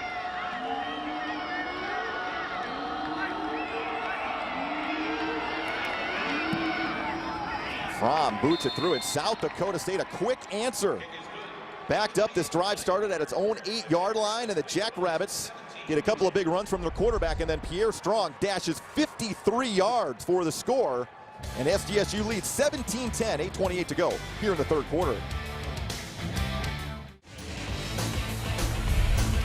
We've got another Bison Fun Fact brought to you by Gate City Bank. Remember, we said Bison athletes love their PB&Js. Well, to make that many sandwiches, they go through about 2,800 loaves of bread, 2,400 pounds of peanut butter, and 1,100 pounds of jelly at the Gate City Bank fueling station.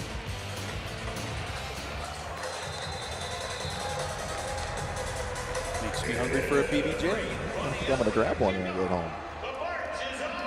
South Dakota State up to 185 rushing yards. Again, the Jacks averaging about 220 here in the spring per game. Pierre Strong now up to 77 rushing yards after going for 53. Short kick taken by Raja Nelson. Fair catch at the 16. And the Bison will start from the 25. Let's take a look at the Bobcat scoring recap. Did not take the Jacks long. 5 plays, 92 yards. We go back to when SDSU was 1st and 15 after the penalty. Gronowski, the big scramble for 10 yards. And then a couple of other quarterback runs. And then Pierre Strong with the home run.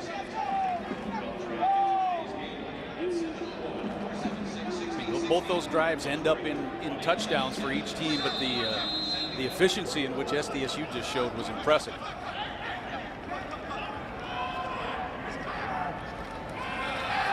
Miller pumps, pulls it down a couple of different times, and now he might run.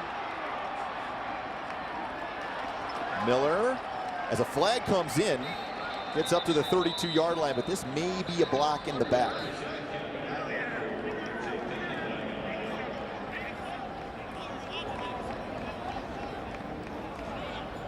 Too bad Miller couldn't spot way off to the left in front of the SDSU sideline. Hunter Lupke was open, but he just didn't have. There's no foul for illegal block in the back. The result of the play is second down. You think better of it? That will be a pickup of 7. Were you looking at the one where Jalen Sundell was involved in it? No, Noah Gindorf on the edge. Oh, okay. I think officials are talking more about that if a defender turns his back at the last second. You know, if he has a guy squared up and all of a sudden he turns back.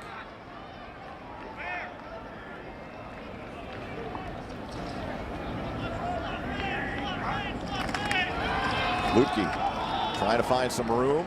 Good strong running again. Picks up 5 yards up to the 37, and that will move the sticks for NDSU. Well, Cordell Volson's your best offensive lineman. He's at right tackle. You move both of your tight ends to be on his hip. So there's obviously some power going on in terms of the blocking ability that NDSU has. Go back to the UND game. Where was NDSU so successful on the 2 tight end side a bunch? There's a good look at Cordell, the senior from Balfour. Miller on the quarterback run again. Sidesteps one defender. Gain 6. And Caleb Saunders is a nose tackle, and he's like, hey, I'm not used to having to tackle somebody in space, because he did not have a Bison body on him. And he tried to kind of square up against Miller, and Cam was able to scoot past him real quick.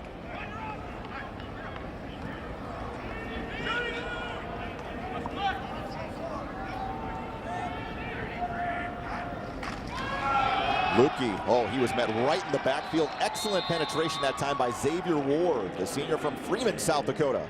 Will bring up 3rd and 5. Let's pause for a quick word from the Bank of North Dakota. We encourage you to keep education expenses and student loan debt down. One way to do this is by earning college credit by taking dual credit or AP classes in high school.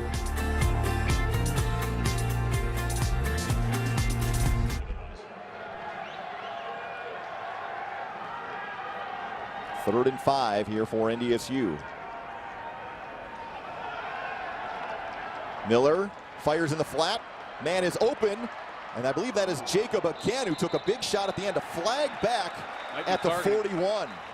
I think it's going to be, they're going to look at targeting, but there was a flag initially. This play is not going to count because Christian Watson was in motion. Illegal motion against NDSU, I think, before everything else happened. And it looked like a high hit, didn't it? I think there's a lot to sort out on this play. I thought Watson moved.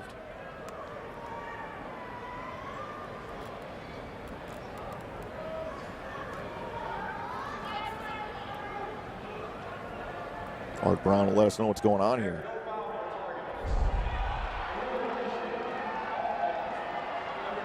It was a high hit, but he did not lead with the crown of his helmet.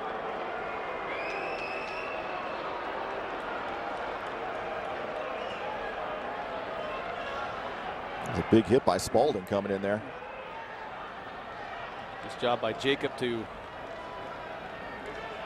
hold the ball, because he obviously did not see that coming.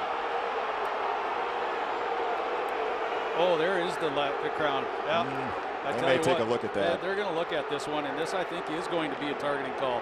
We saw that. We saw that one angle on Spalding, and I think you saw the helmet to helmet. Yeah, he leads with the crown, and then when you leave your feet like that too, and all the elements have to be confirmed for this to happen. And this is a big call because NDSU would have had a first down. So either it's going to be a first down or 3rd and 10. Or 3rd and 10.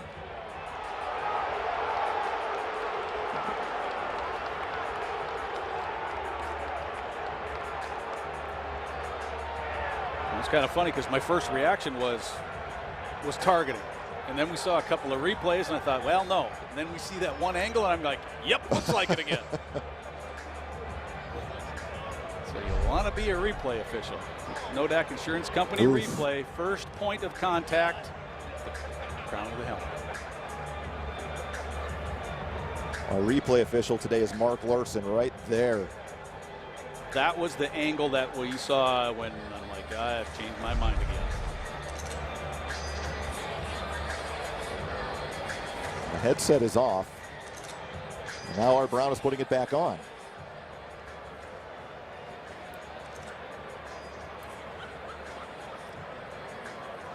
Old Jacob there, senior that decided to come back to Benilde at St. Margaret High School.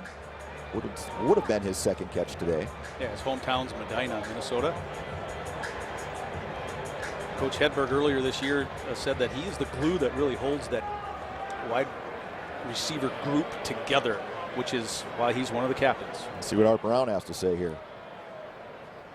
After further review, personal foul, targeting, South Dakota State, number 29. Those penalties offset, it will be 3rd down. Number 29 is disqualified from the contest. Okay, so the penalties do offset, so it'll be back to 3rd and 5 again.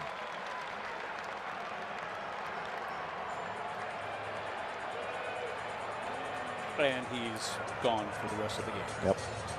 And should SDSU likely play a playoff game next week, he will not play in the first half next week either. Young man from Florida, Lake Howell High School.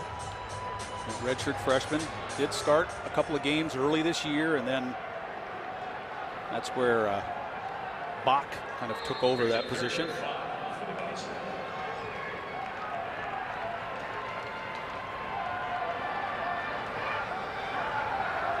Miller, quick drop, Going to try to get it with the run. He dives ahead. I think he's just a little bit short. We'll see where they mark it. Really close.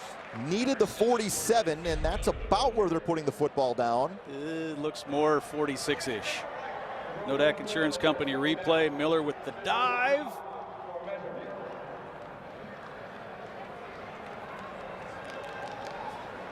I do think he's short. I think he's short. Half by yard, maybe. Length of the football.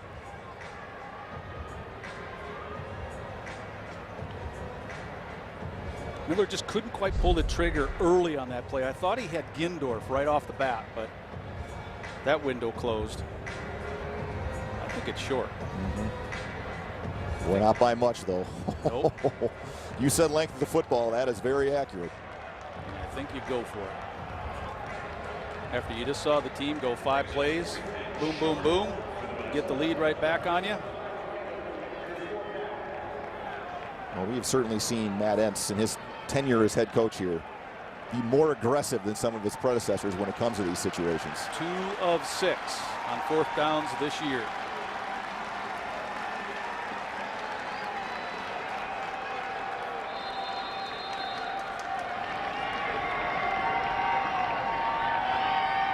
Quarterback run for Miller. Got it. Following his lead back, gets to midfield, and that'll move the sticks.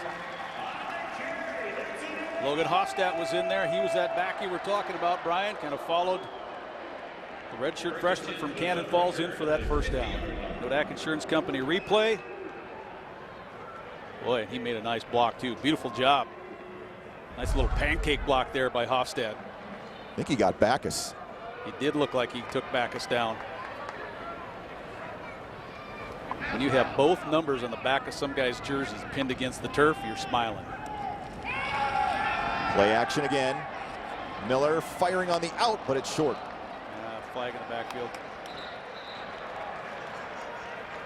Looking again for Henderson. Watson was also streaking downfield. False motion pulls, though. Bison looked like they were going to run. Personal foul, roughing the passer, defense, number 94. That 15-yard penalty, of course, from the previous spot, automatic first down. Cade Tervier called for the personal foul, and that'll move the ball all the way down to the Jackrabbit 35.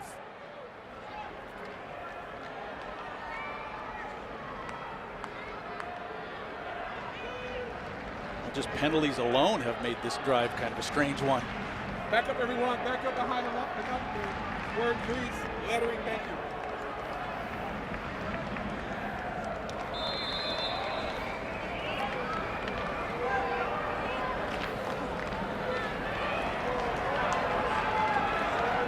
Brosio and Lupke had a lot of beef in the backfield here on 1st and 10.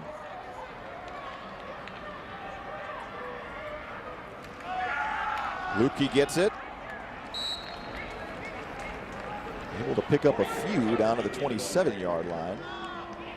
It just seems like Lupke today, Krolikowski was on his legs. It just doesn't seem like he's able to get that one step beyond the line of scrimmage without somebody down low.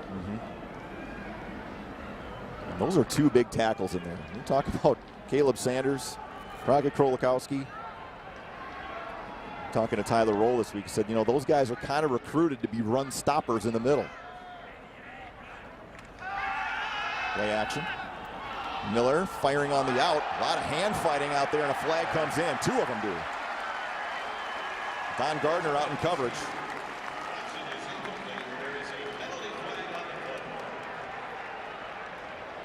Gardner's been around. He's a senior. Nodak Insurance Company replay. Are we going to see the jersey? I thought there was a jersey tug in there, Pass too. interference, defense, number 21. 15-yard penalty, automatic first down. I thought I saw a little right hand pull there, too, from the corner. There's Isolation. First and 10 for the Bison. Oh, yep, left hand pull, both. He held with both hands.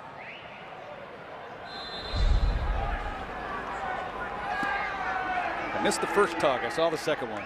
That moves the ball all the way down to the 22. Gardner, second team All-Valley in 2019. Another penalty on this drive. Miller on the run, gets away from one man. Flips it up, and a dangerous throw. Falls harmlessly incomplete. Well, he hasn't done a lot of freshman type things. That might have been one of them. He's trying to get the ball to Ganella. Looked like he had a chance to go lippy deep, but then couldn't. Committed himself to the air and then threw the ball. Whew.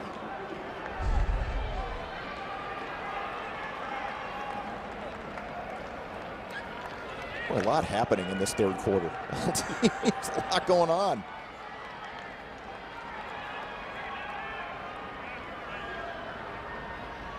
The tight ends do not have a reception today. Ganella with the carry, trying to get away and unable to do so. Nice job by Griffin, the safety, coming down to make the stop at the 20. If Griffin doesn't, then this one I think is a first down at least. Here's your Nodak Insurance Company replay. He transferred from Southwest Minnesota State over to Brookings. He was able to get enough of that thigh pad to kind of slow the runner down. He's a captain for the Jackrabbits as well. Kind of a ball hawk. Was Missouri Valley All newcomer team in 2019. 4 interceptions.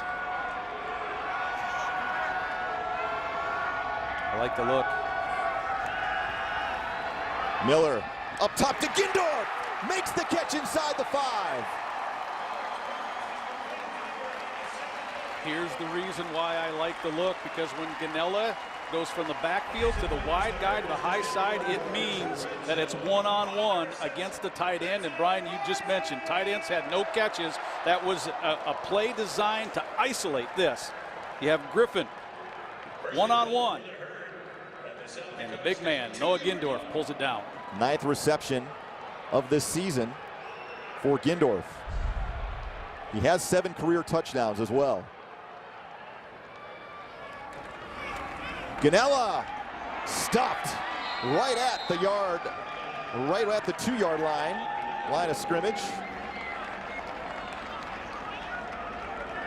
that Savion Williamson? I believe it was. He has played more snaps here the last few weeks. At this point, I thought, oh, it's going to be a touchdown, and then he gets past Kubis and is able to seal that off. Williamson, sophomore out of Waseca, Minnesota. Lupke checking in at tailback. Brosio, the fullback. Play action. Miller gonna cut up field, diving in, touchdown. Flag came in late.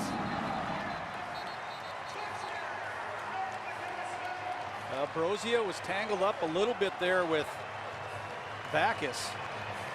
I don't know if that was where the flag was coming. Look at Backus coming back down. Touchdown, and then Backus slipped down, so I'm not sure what the flag was. There's a penalty flag in the end zone.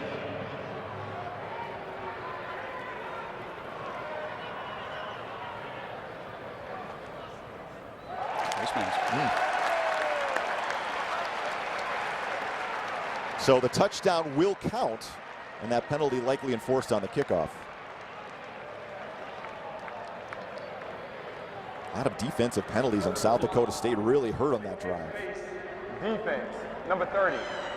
That penalty is enforced on the kickoff. Touchdown.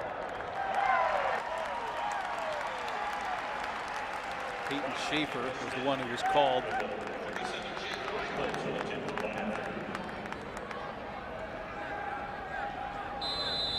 Well, we've seen the quarterback run game for both teams be so important today.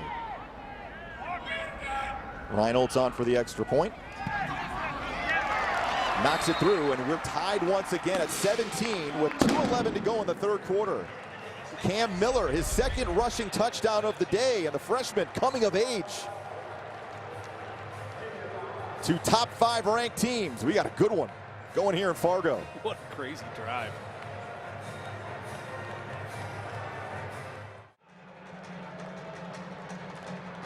Tied at 17 on the Ag Country Farm Credit Services scoreboard. North Dakota State 2 possessions in the second half, 2 touchdown drives.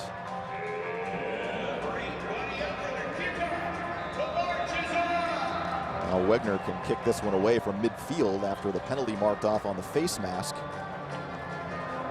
on the touchdown run.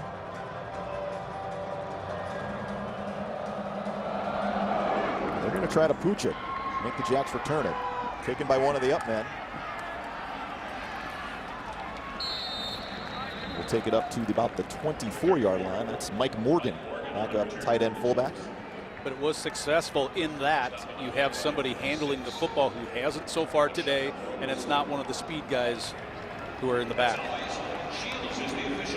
Well, the Jackrabbits on their opening drive right down the field, 5 plays, 92 yards. We'll see how they come out here to start their second drive of the second half.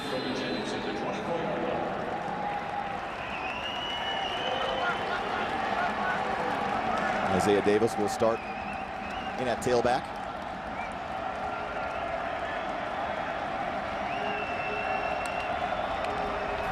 Gronowski under pressure. They got to him.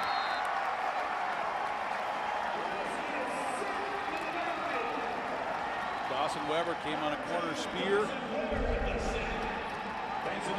It's number 2 coming around the right side. Really good pressure. Javier Derrick right up the middle.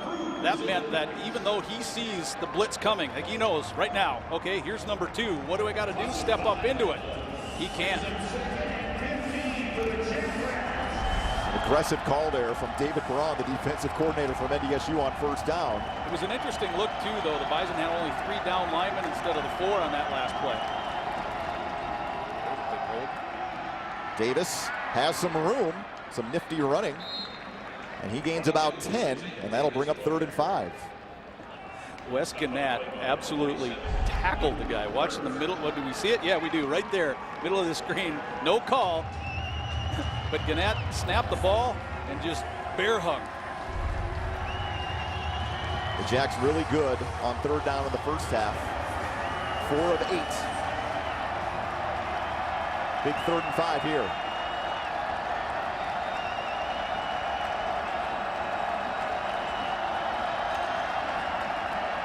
Gronowski across the middle, open man, reception is made, and Davis has a first down across the 35 to the 37. Just rushing 4, no pressures on this particular play. Davis coming out of the backfield. That South Dakota State has had real good success on it. But when you just go into your straight drops, just your normal drops for linebackers and spacing, there's a lot of room right over there in the middle, and the Jackrabbits took advantage of it. Big conversion there. South Dakota State at 2nd and 15 and able to once again pick up a first down.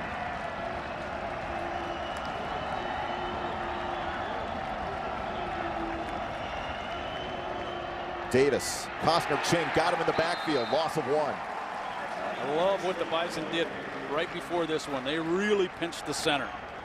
I mean, Gannett had that tackle on the play before. Here they really pinched both sides of it. Ching was able to win it. Excuse me, that was Pierre Strong on the carry. 2nd and 11 when we come back. That takes us to the end of the 3rd quarter. Boy, a lot going on. These 2 old rivals giving us another heck of a football game. The Valley title on the line. All tied up with 15 minutes to go here in Fargo.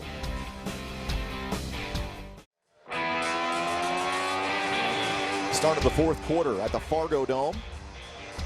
South Dakota State, North Dakota State tied at 17. 2nd and 11 for the Jacks from their own 36-yard line. They're strong, 10 carries, 76 yards today, including a 53-yard touchdown run in the 3rd quarter.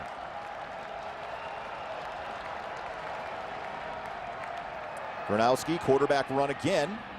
Stays on his feet, finally finished off. After a gain of 6 yards at the 42, will bring up 3rd and 5 again. The 32nd rushing play of the game for South Dakota State. The Bison, 31s. Both teams with 31 rushes. This game kind of going along as we thought in the pregame show, telling you about, hey, whoever runs this thing the best is probably going to win. Jackson Hankey did a really fine job there of filling the hole, but Gronowski was able to show off a little bit of strength and get that extra 2 or 3 yards. Gronowski, the leading ball carrier for South Dakota State. 12 rushes, 67 yards. Jackson Yankee in motion to the high side of your screen here on 3rd and 5. Gronowski again going to run. puts the head down and short. I think he's a yard short at the 46. And now it's decision time for John Stiegelmeier. Out the same spot on the field where Coach Ince from NDSU went for it. Stig's going for it too. Strong checks in for Davis.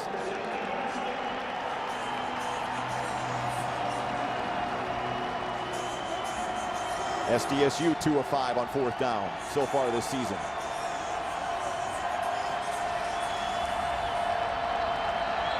Bison have to use a timeout. Too many people in there. Charge timeout, North Dakota State. That's their first. 30 seconds. Bison went with the big lineup on that 4th down, and Logan McCormick was supposed to check out and didn't know it.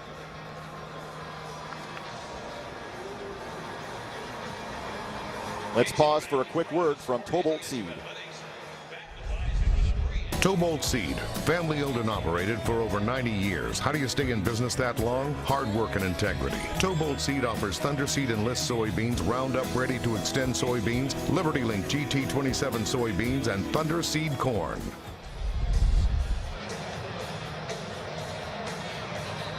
Matt Entz has been in a lot of these battles over the years as defensive coordinator under Chris Kleiman.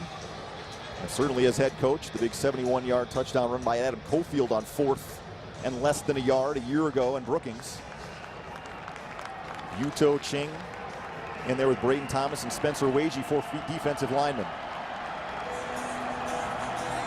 And now Davis back in at tailback.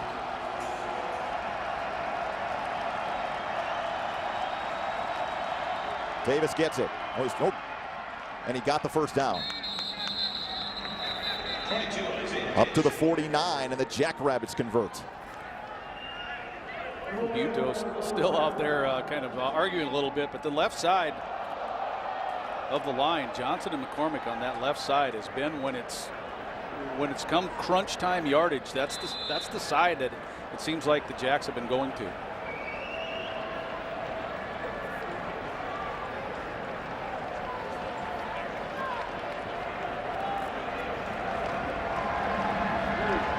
Play clock down to 8.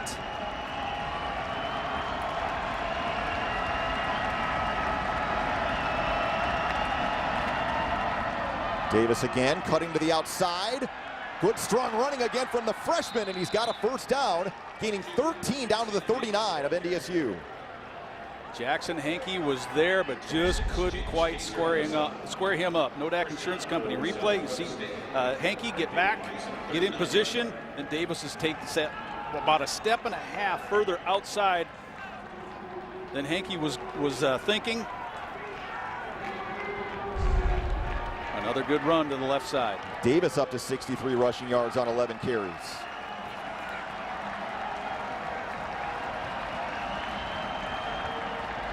Strong motions out. Ball thrown on silent. Boy, that was a nice throw there that time by Gronowski. There was a guy in his face and another Bison player out in the flat. Now an NDSU player is down on the far sideline as Strong picks up 9 yards. Well, this is where the offensive play caller. For an injured defensive player. That's Kaiser over there. But you'll see the blitz. Here comes the corner blitz. It must have been something on just how James landed, because there wasn't big contact over there. It's a good job by the Gronowski to get the ball out into the flat. He really extended himself trying to make that tackle and keep Strong from trying to move the corner, but timeout. South Dakota State moving the football down to the Bison 30, tied at 17, 12:27 to go.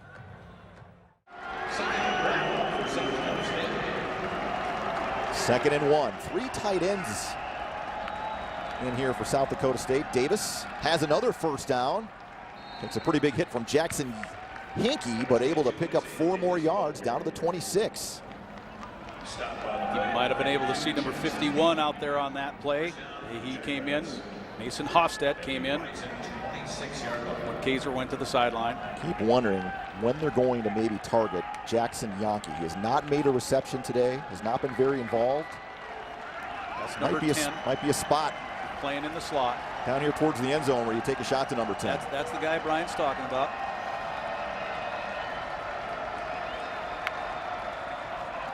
Gronowski play action.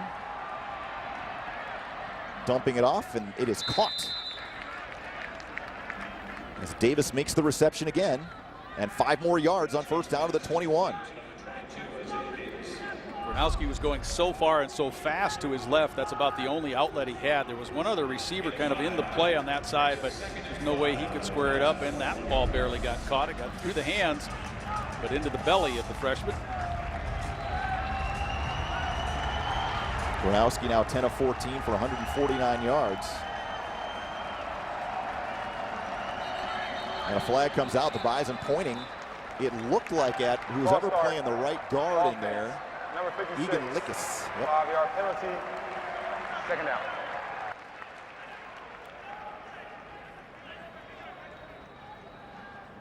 Senior from Indianola, Iowa. Returning starter. For the Jacks, the Bison 26-yard You just wiped out your good production on first down. This drive is in the second half. South Dakota State's been pretty good on first down, but now it's 2nd and 10.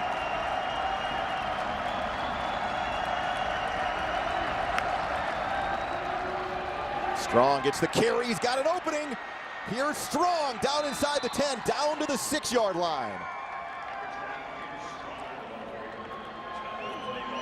He comes up a little slow.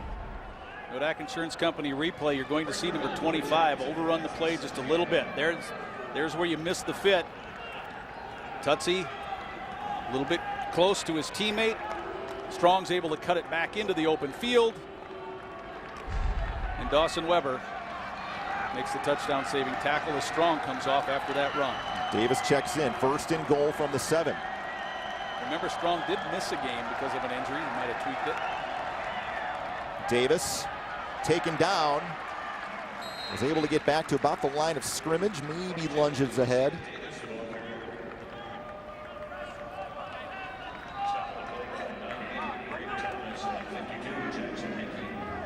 I thought he got up a little limpy there. Jazir Cox looks like he's trying to walk off a little bit.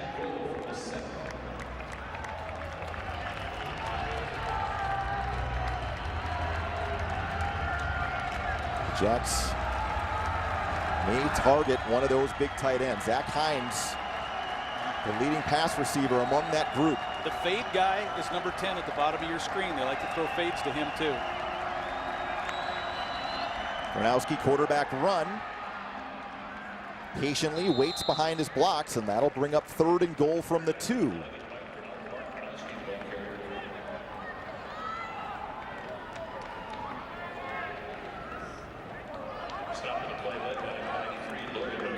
McCormick, Wagee, Cox in the bottom of that pile.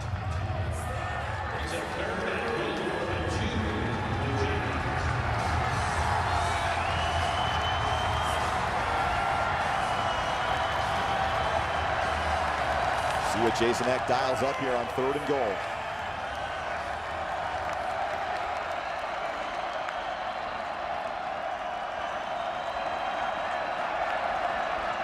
Gronowski waiting.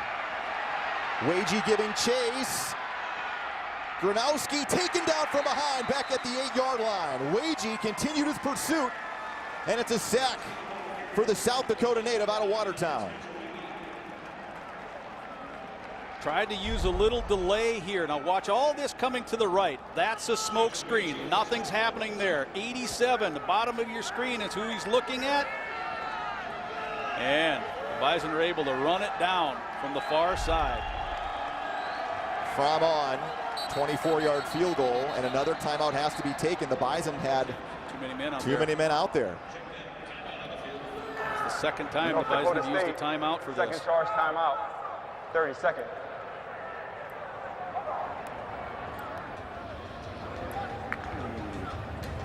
Boy, you don't want to give those babies away. There's 2 of them that NDSU has given away on personnel. Whether you're shopping for a new train or grill, a mountain bike, or a new Bison hoodie, Shields.com is the way to go. Try Well, this Bison Fun Fact brought to you by Gate City Bank. We all know fruit is essential to an athlete's diet. NDSU Bison consume more than 3,100 pounds of bananas, and get this, 7,500 pounds of apples per athletic year at the Gate City Bank fueling station inside the shack. It makes me think of Agri-Sciences Department should build their own orchard maybe on campus, huh? 24-yard field goal for Fromm to give SDSU the lead. Kickers. He hit a 52-yarder in a key spot earlier this year, though. Fromm boots it up, and it's perfect. And South Dakota State has taken the lead with 7:55 to go as Fromm connects on his second field goal of the day. 20-17 on the Ag Country Farm Credit Services scoreboard.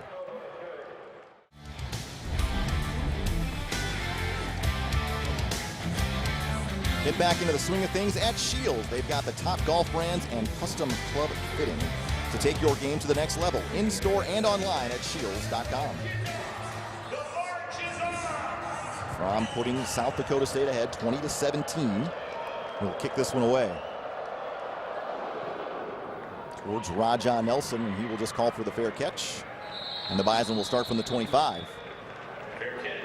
Sure seems like it's predetermined that if it's going to Christian Watson, go ahead and give it a chance, big boy. But if it's going to Nelson, take it from the 25.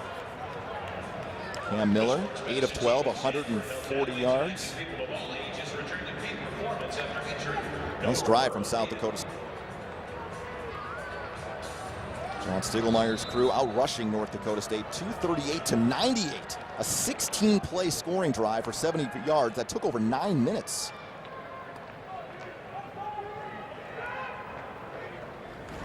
Quarterback run again for Miller. Stepped out of one tackle there from Griffin and fell ahead to the 30. Using Watson on the jet motion to try to influence that side of the defense to go with Christian Watson.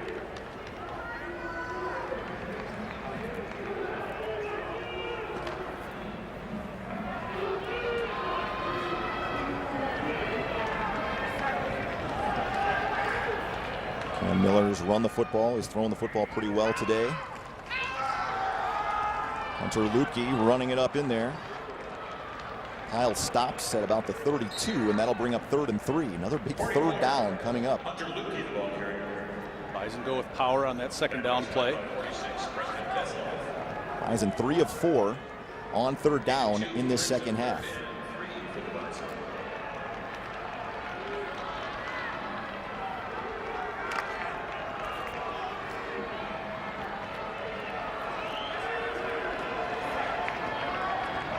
All three tight ends, Stoffel, Babich, and Gindorf to the high side of your screen. They're going to give it to Lupke. Keeps the legs moving, gets across the 35 to the 36, and picks up a first down.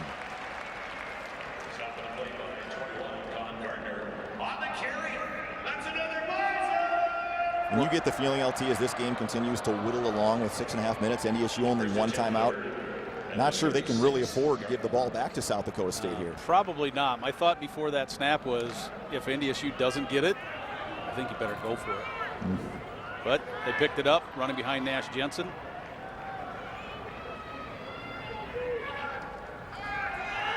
Play action. Miller, he's going to air it out for Watson. Batted away. And Gardner did a nice job timing his jump and playing the football. In the first couple games of the year, the defensive backs from South Dakota State had huge numbers of penalties, pass interference called against him. And when this ball's on its downward trajectory right there, I'm thinking this is going to be another flag. But he did a really good job of playing the ball, getting up in the air, high pointing it, and knocking it down.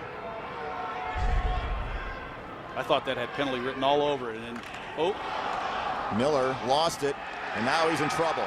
Lost 3 yards on the mishandle of the snap, and Bach, the other Solon, Iowa native in the game, took him down. I wouldn't say it's a mishandle of the snap as much as it was a high snap. This came zinging over his head. Nodak Insurance Company replay. That's a great job just to keep possession of the ball. I mean, it was zipping.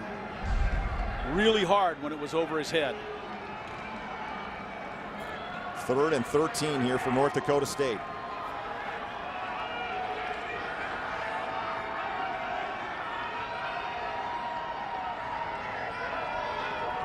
Three-man rush for the Jacks. Miller throws it. Watson dropped it at the 50.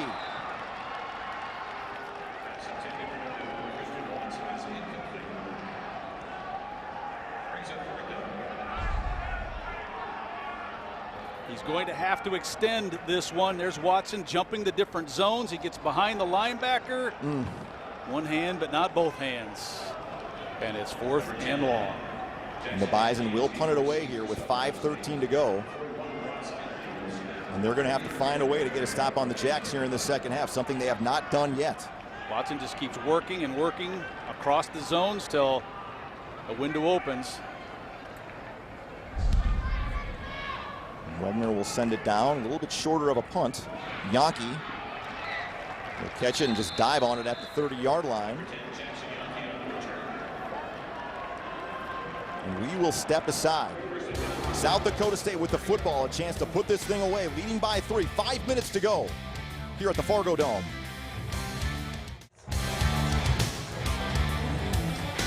Gronowski leads the SDSU offense back out on the field, 1st and 10 from the 29. Gronowski's run for 71 yards. He's thrown for 149, and most importantly, no turnovers here today. He's not done running the ball. I think quarterback run would be on the docket. Gronowski play action. There he goes. He's got a bit of room up the middle, and Gronowski in Bison territory. Finally wrestled down by Eubanks all the way at the 15-yard line. Yeah, Gronowski had an 80-yarder against Western Illinois earlier this year. Here it's a little bit of a rollout. I honestly don't think he's going to throw the ball at all. I think he wants to turn this one up. As soon as he sees Tutsi clear, safety's out of the way, and the Bison are playing catch-up. Huge play here for South Dakota State on its opening play of its drive.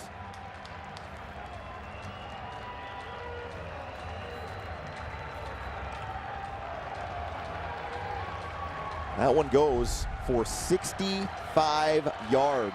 Excuse me, 55 yards on the run.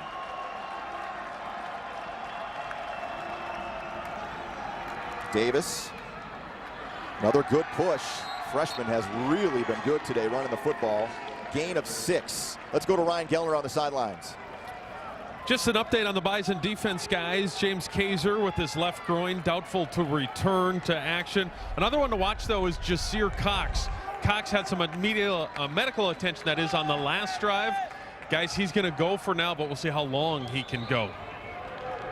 All right, thank you so much, Ryan. A First International Bank and Trust sideline report. The Jackrabbits now inside the Bison 10-yard line at the 9, 2nd and 4.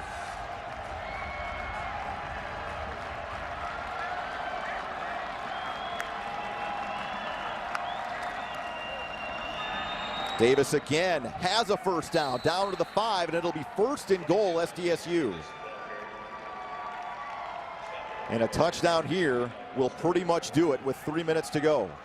Davis, I think on that play, Brian, did a really good job. It looks like he's thinking A gap or wider on the left side. He's able to jump back across the backside of his center and sneak in the right A gap and pick up the first. South Dakota State has now run for 304 yards today on the ground, coming off a 392 performance at SIU last month.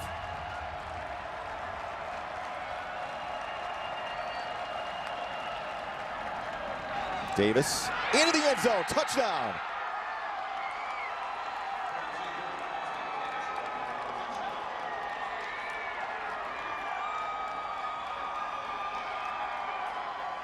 The Jackrabbits taking control. And the blue and gold faithful that made the trip are fired up. There you can see the pull, so it's a power play. And a touchdown. Quick score, all on the ground. Of course, the big run there from Gronowski, helping set Davis up to pick up the touchdown.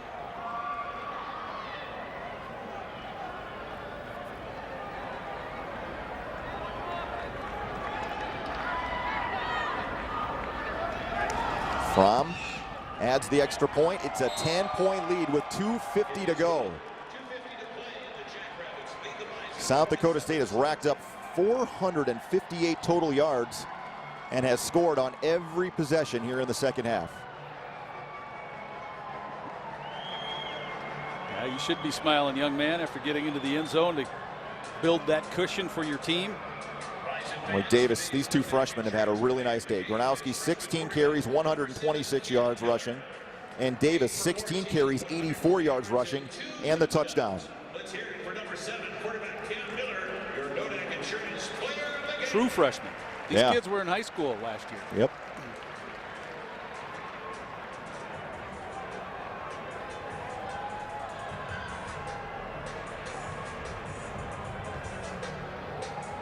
And right now, NDSU getting out rushed by over 200 yards on the ground. I can't remember the last time that's ever happened, L2. Well, maybe in the 3-8 year, but we're skipping a decade to get back to that one. So so you're right, it has not happened for an extraordinarily long time.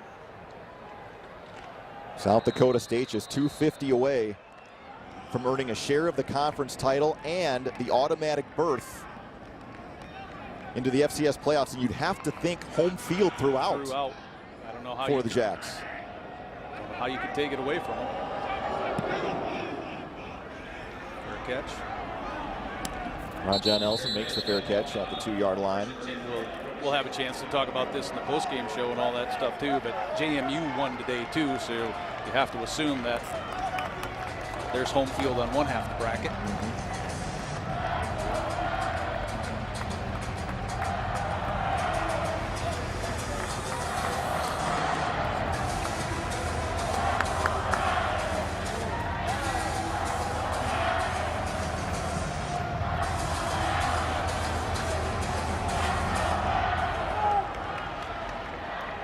Bison will have to take some shots down the field here with only one timeout. Miller under pressure. Down he goes. First sack of the day for the Jacks. Tolu Ogurnde got in there along with Caleb Sanders.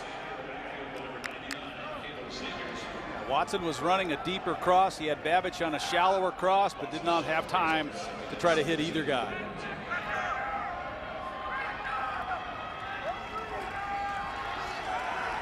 Miller flushed again. Fires on the run. Henderson makes the reception. It's a modest gain of about 4 yards, and a flag comes in. Holding Cordell Wilson. I think it was Ogurnde that was putting the pressure on. Holding, offense, number 67. That penalty is enforced half the distance to the goal line. Second down.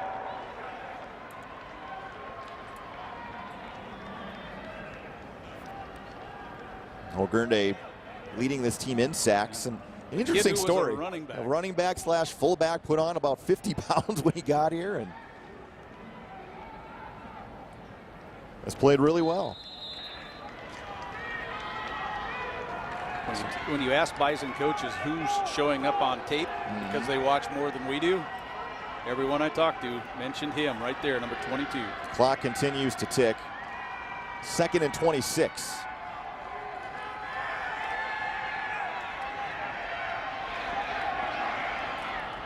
Fires it out.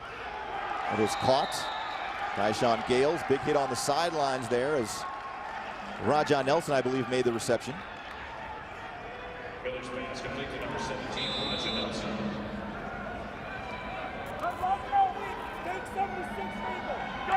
Brings it 3rd and 17.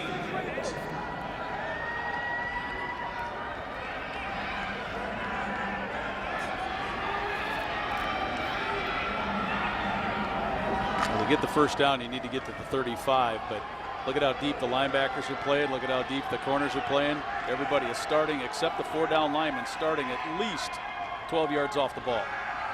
Pressure coming on Miller again. Pressure still coming, and finally he's tracked down and taken down from behind.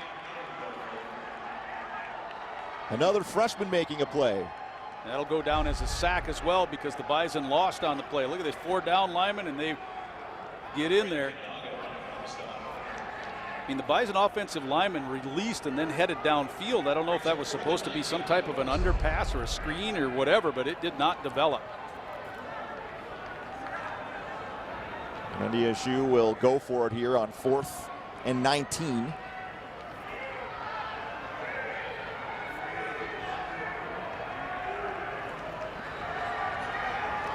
Miller fires high, intercepted. Griffin with the pick, and that'll seal it. South Dakota State is going to walk out of here with the Dakota marker and the automatic bid in the FCS playoffs. And interception number 10 on the extremely short season for South Dakota State.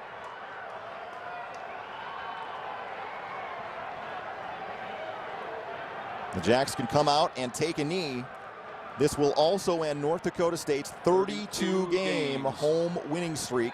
The last loss here at the Dome for the Bison, James Madison in 2016 in the FCS playoffs.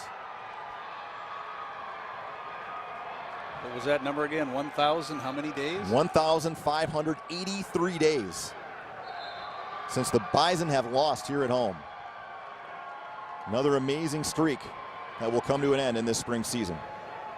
One more knee will be needed.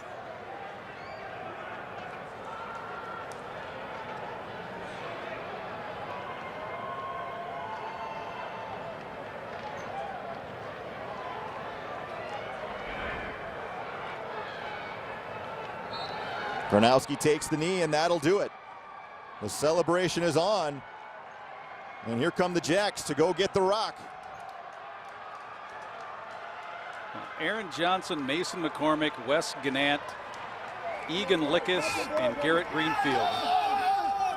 The 5 offensive linemen who won the game today for South Dakota State.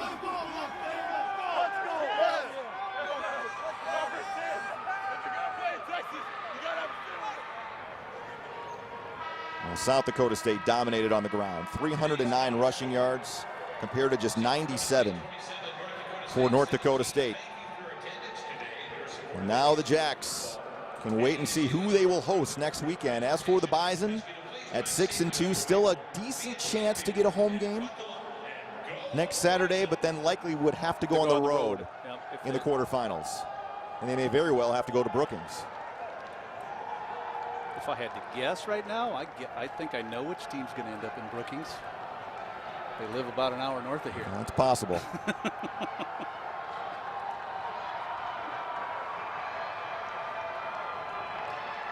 Gronowski, really the story today. 10 of 14, 149 yards and a touchdown.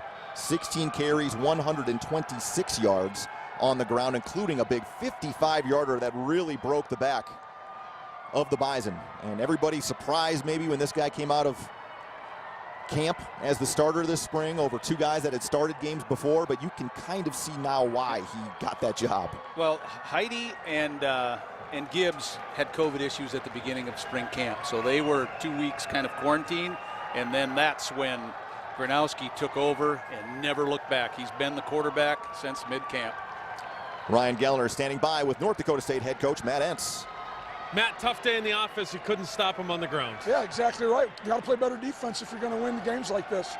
We knew they had a dynamic back, couple backs, quarterback run game, and just struggled to get off the field today. Thought your offense was better, especially throughout the game? Yep, just needed more opportunities. It'd have been nice to have a couple more series or a couple more chances to score. Now you wait for the committee, playoffs. Who knows what happens? Don't know. We'll see. We'll find out if we're worthy of getting a playoff spot. Appreciate it, Coach. You bet. Thank you. Thank you. Guys, upstairs. All right, thanks so much. Ryan and South Dakota State, good reason to celebrate. John Sigelmeyer ran over to talk to Christian Watson real quick, all the way on the Bison sideline before he runs and celebrates with his team. These two teams may not like each other a lot. I do think there's mutual respect for one another. A ton of respect. Absolutely, there's no question. That's the regular season finale. South Dakota State 5-1. The Bison falling to 5-2. 27-17 is the final, as they take turns hoisting the 75-pound Dakota marker over on the Jackrabbits sideline. We're back after this.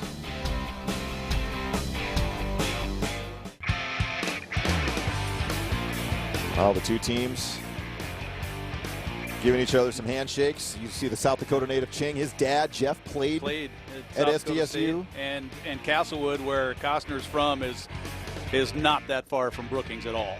No, it isn't. And it's that's right there. Yep. And, and Costner came in as a fullback and made the transition. And, he really wanted this game bad. And his dad, I was kind of swapping some messages with him, too. And he goes, I was a Jackrabbit. I'm kind of a Bison guy now. But big win for South Dakota State here today. The Jacks certainly deserved it, winning 27-17. Brian Shawn, Lee Timmerman back with you. And, ultimately, LT, we said pregame, even into this contest, whoever wins at the line of scrimmage likely will win. The Jacks did that, I thought, on both ends. Certainly. That's why when the team was running over to get the rock, I wanted to mention one more time those 5 guys that have been the stalwarts on the offensive line. And that's one thing that Coach Eck has done a little bit different, too. They've settled on 5 guys. When he was down on the field, he's up in the booth now calling plays. He was saying that I had a tendency to get a little too fired up, a little too emotional, saying, hey, you go in for so-and-so, or you go in for so-and-so, or we had these play packages. But no, they settled on these 5 guys, and judging by what we saw today and judging by the numbers of the last time they were on the field, oh, my goodness, it's working. Yeah, and NDSU just defensively never really got its footing, never really was off balanced, I would guess, most of the day. There's a lot of different running packages and schemes and different backs carrying the ball, too. And the Bison caught themselves a couple of times in personnel shifts when you have this package coming on and then there's an extra guy. We saw once where Logan McCormick looked around and went, oh, no, I'm not supposed to be in here, and it cost you a timeout. Did it cost him the game? No, but I think it speaks a little bit to what you're talking about, how just not quite on the same page all the time. Let's take a look at some of the highlights from the second half. And North Dakota State tried to get the running game going. Lukey kind of held in check today. I think both teams kind of settled in a little bit defensively. Gronowski was sacked 3 times today. Dawson Weber coming on the corner blitz that time. And then Cam Miller got a couple of touchdown runs. This was his first. That's tied the game. And then the Jacks came back. It was really seesaw there for a while. Yeah, there's Miller again on the same play. Just another angle of that, getting into the end zone and scoring. And the Bison trying to get things there. And NDSU had some answers to the Jacks, but this one, I think, in the context of everything, really hurt NDSU when Strong is able to get it all the way into the end zone. Tutsi was a little bit late on a tackle. And, hey, if you're not in the right spot at the right time, good players, and he is good. Matt Entz did not say by accident that number 20 is the best running back in the FCS. Jacks had the lead. Miller again. The Bison go down the field, pick up some big third downs. He runs in his second of the day from 2 yards out. We're tied again at 17. And then South Dakota State was able to move down the field and get in field goal range on a 16-play grind and really wore the defense down. Yeah, and here's Strong again on a nice little cut up right up the middle.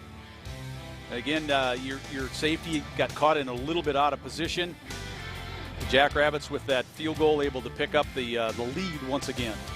Fromm able to add that field goal from 24 yards out, and the Jacks would have the lead for good after that field goal. And then Davis putting on the finishing touches, another strong drive on the ground. Gronowski really set that up with a 55-yard scamper. And the left side of that offensive line, I think, was the dominant side. It was the preferred side, and that's where you look at that top number on the left side, over 300 yards rushing. Oof. Jacks came in averaging 220. The Bison also came in averaging 220. Those stat report sponsored by the North Dakota Certified Seed Producers. 23 first downs also for SDSU, overcoming the 8 penalties compared to just 1 for NDSU. Ryan Gellner is on the sideline, standing by with one of the junior linebackers that has played a lot of football in North Dakota State, and that is Jackson Hankey. He has, guys, and Jackson, we talked about, you've played a lot of football here, and often this feeling doesn't come for somebody like you. These are hard to swallow. Yeah. I mean, it really sucks. Unfortunately, we've been incredibly blessed here to not have to lose a lot of football games, and this one of all of them hurts pretty bad. What was the difference today? Obviously, they were able to run the football at will. What was the difference today? Well, unfortunately, we just failed to execute. I mean, there was a countless number of plays during the game where, you know, there was 1 or 2 guys screwing up. We just need to play better, execute better. I need to play much better and execute much better. I mean, that's really as simple as it is. I think the good news is that you'll wake up tomorrow and likely you'll have more football to play this year. The playoff seeds get announced tomorrow, and I assume you look forward to that and try to reset this thing as fast as you can. Yeah, right. I mean, that's an assumption. I hope it's true, and if that's the case, we need to improve, and we just need to play better. We need to grow and mature as a football team, and be ready for who we play, and we got to scrap and fight our way to accomplish whatever it is that we can. I know it's not easy, but I do appreciate the time, and thanks for stopping by. Yeah, thank you. I'll have you hand the microphone off to Cam Miller. And, guys, we'll just keep going here. Cam Miller, the Bison quarterback, came in on that second possession and played pretty well. Cam, talk about this football game a little bit. I know it didn't end the way you wanted it to end, but offensively it seemed to get better throughout the game as you got more comfortable. I felt more comfortable as the game went along. I thought we did some really good things on offense, left some plays out there, but, I just want to tip my cap to South Dakota State. I thought they played a hell of a game. Today they were the better team, but we would like another shot at them. And I thought our offensive line did a good job. I thought some of our playmakers made plays. We just got to continue to get better this week. Talk more about the football game.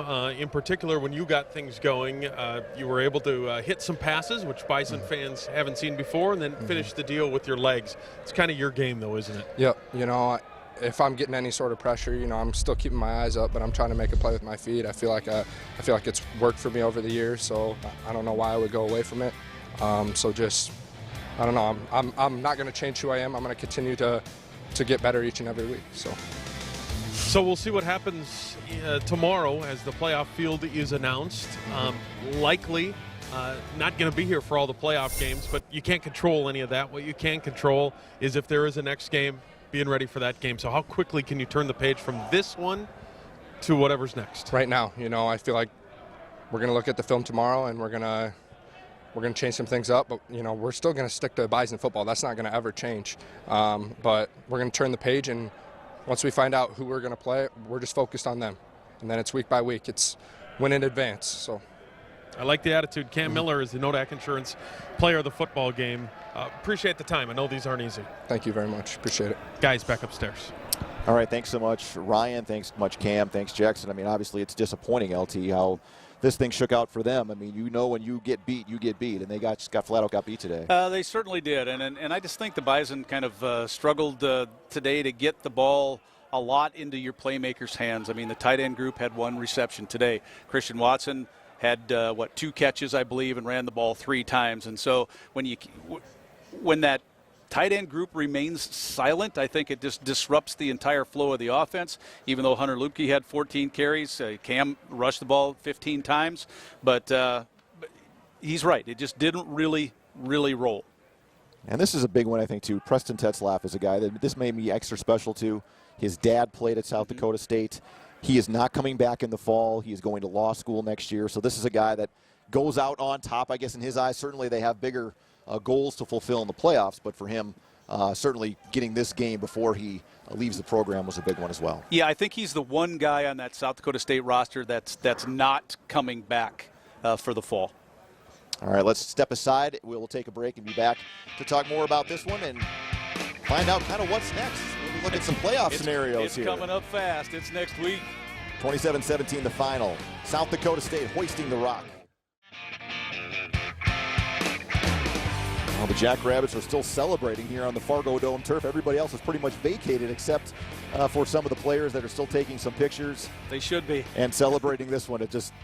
Hey, North Dakota State had won 9 straight Missouri Valley Conference crowns. That ends today. The Bison will not win the Valley Conference title for the first time in almost a decade.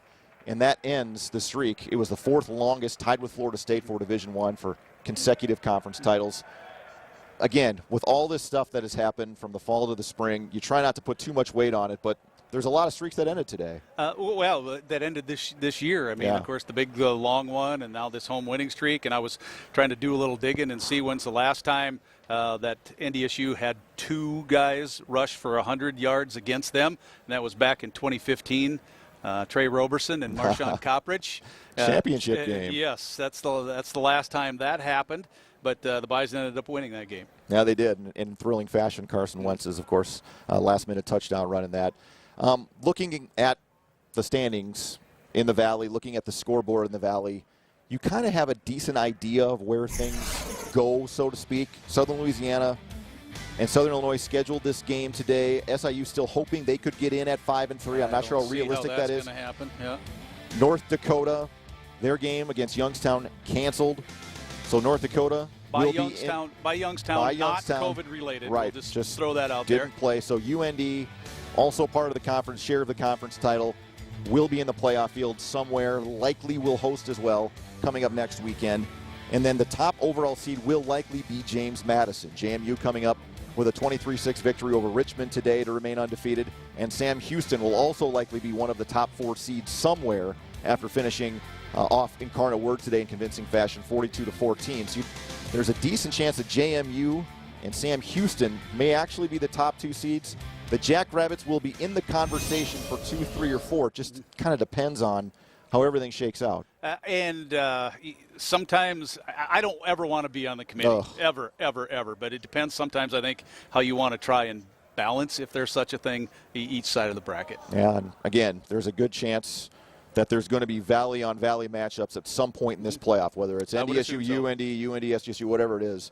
Yep. That's likely coming up as well. When you look back at North Dakota State's schedule, which, again, started back in October, technically, with the win over Central Arkansas, but just here in the spring, ebbs and flows, consistency, inconsistency from time to time. I think you saw some players grow, but you could also see this team that is still trying to find itself, and it's somewhat its identity a little bit of what they're trying to be.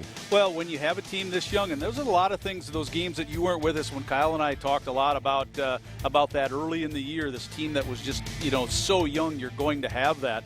And, you've played that many games, but a freshman is still a freshman this deep into it. And when you have that many young players, you're going to have it. The 2 games that you see the losses on there, they weren't fluky losses. The other team played better. Mm-hmm. They were better on that day. Southern was better in that first road game of the year. Today, South Dakota State was just better. And I think Jackson Hankey is a perfect guy to talk with after this, because he put it in perspective. We got beat. We're going to move on. Hopefully we'll be in the playoffs.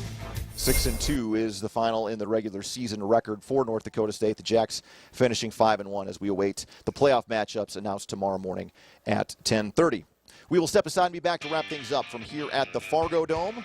North Dakota State, regular season here in the spring in the books. The Jacks excited about the future and certainly excited about what happened today. We're back to wrap it up in a minute.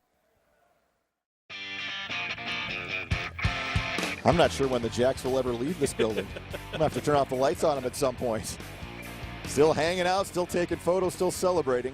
27-17 is the final for South Dakota State to finish this spring 5-1 and earn a share of the Missouri Valley Conference title. And, LT, the last 13 months have been so weird, and we weren't sure if anything was going to get back to any sort of normalcy when they decided to move this fall season to the spring.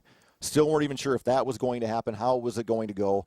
How would you characterize it after, missing the fall and playing this spring? The word I used repeatedly was strange. I just kept going, this is strange. Everything is strange.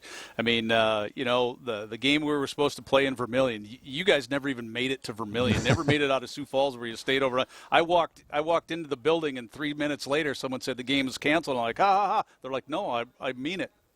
What? Yeah. So, I mean, just how strange was that day? And this whole thing was just strange. A stat that pops into my head when you think about NDSU and you think about the course, and we saw it play out again here today. The Bison didn't stop one team once inside the red zone defensively. South Dakota State was 3 of 3 again today. I think we were 15 of 15 coming in. Mm-hmm. How strange is that? So to me, I just keep going back to strange. What's your word? Yeah, it's surreal is the word I use. Sometimes I still can't believe I'm here in April calling an NDSU SDSU game that counts in a regular season standings. As much as this one did. And then we're going to be talking about playoffs in May, and then we're going to be doing it again in like 3 or 4 months. I don't even know how I would describe it. No, I think the other part of it too, LT, is Jackson Hankey brought this up back in August when we talked to him about it and the season was canceled and they were going to move this thing to spring. I think everybody would have liked to have seen what team they would have had in the fall. And I think the Jackrabbits fall into that category too. They don't have Cade Johnson. Well, obviously Trey Lance is gone. Some other guys, Dylan Radens moves on. Illinois State had a bunch of guys bolt, either go pro or for the transfer portal or whatever. It's just one of those things where it's hard. You got to focus ahead and not what's been left behind. But I'll always kind of wonder what 19 or in 20 could have into been. 20 could have been. I mean, Josh Hayes. Yeah, another one. Just during the season, if that happened, I mean, that doesn't happen in the fall. None of this happens in the fall, so it's just so crazy that all of this happens and it's still rolling. I mean, you talk about football playoffs. The NAI, if you follow NAI, yeah, they're football, playing too. They played playoff games today. Yeah. Dickinson State went 5 months between playing a game, and the game that they played in the spring was the playoff game because they won all 9 of their games last fall. So, again, I just go back to weird, strange, and go like this a bunch. Well, it's our final telecast of Bison football here in the spring. We're glad we can bring it to you all across the KVOY, KFYR Bison Television Network. So many people to thank that have worked so hard to make this happen. All the people, all the men and women behind the scenes that put in a lot of time for this. We certainly appreciate all those folks that you don't see. Our producer, Westis Jordan, Sean Kelly, our director. There's so many people on the cameras that swap in and out of different roles, and we appreciate every single one of them. And LT, it's been a fun ride. It's been weird, but I've enjoyed it, partner. I'm glad we got it in anyway. We got in as many as we could, and there were times when we didn't think we'd get any. And so yeah, the fact that we've gotten this far is wonderful. Well, for Lee Timmerman, Beth Houle, Kyle Emanuel, Devin Fry, and the entire crew that has been so proud to bring these games to you statewide all spring, I'm Brian Shawn, saying so long from the Fargo Dome. South Dakota State is hoisting the rock. Have a great Saturday, everybody, and let's look forward to the playoffs. This has been a presentation from Learfield IMG College.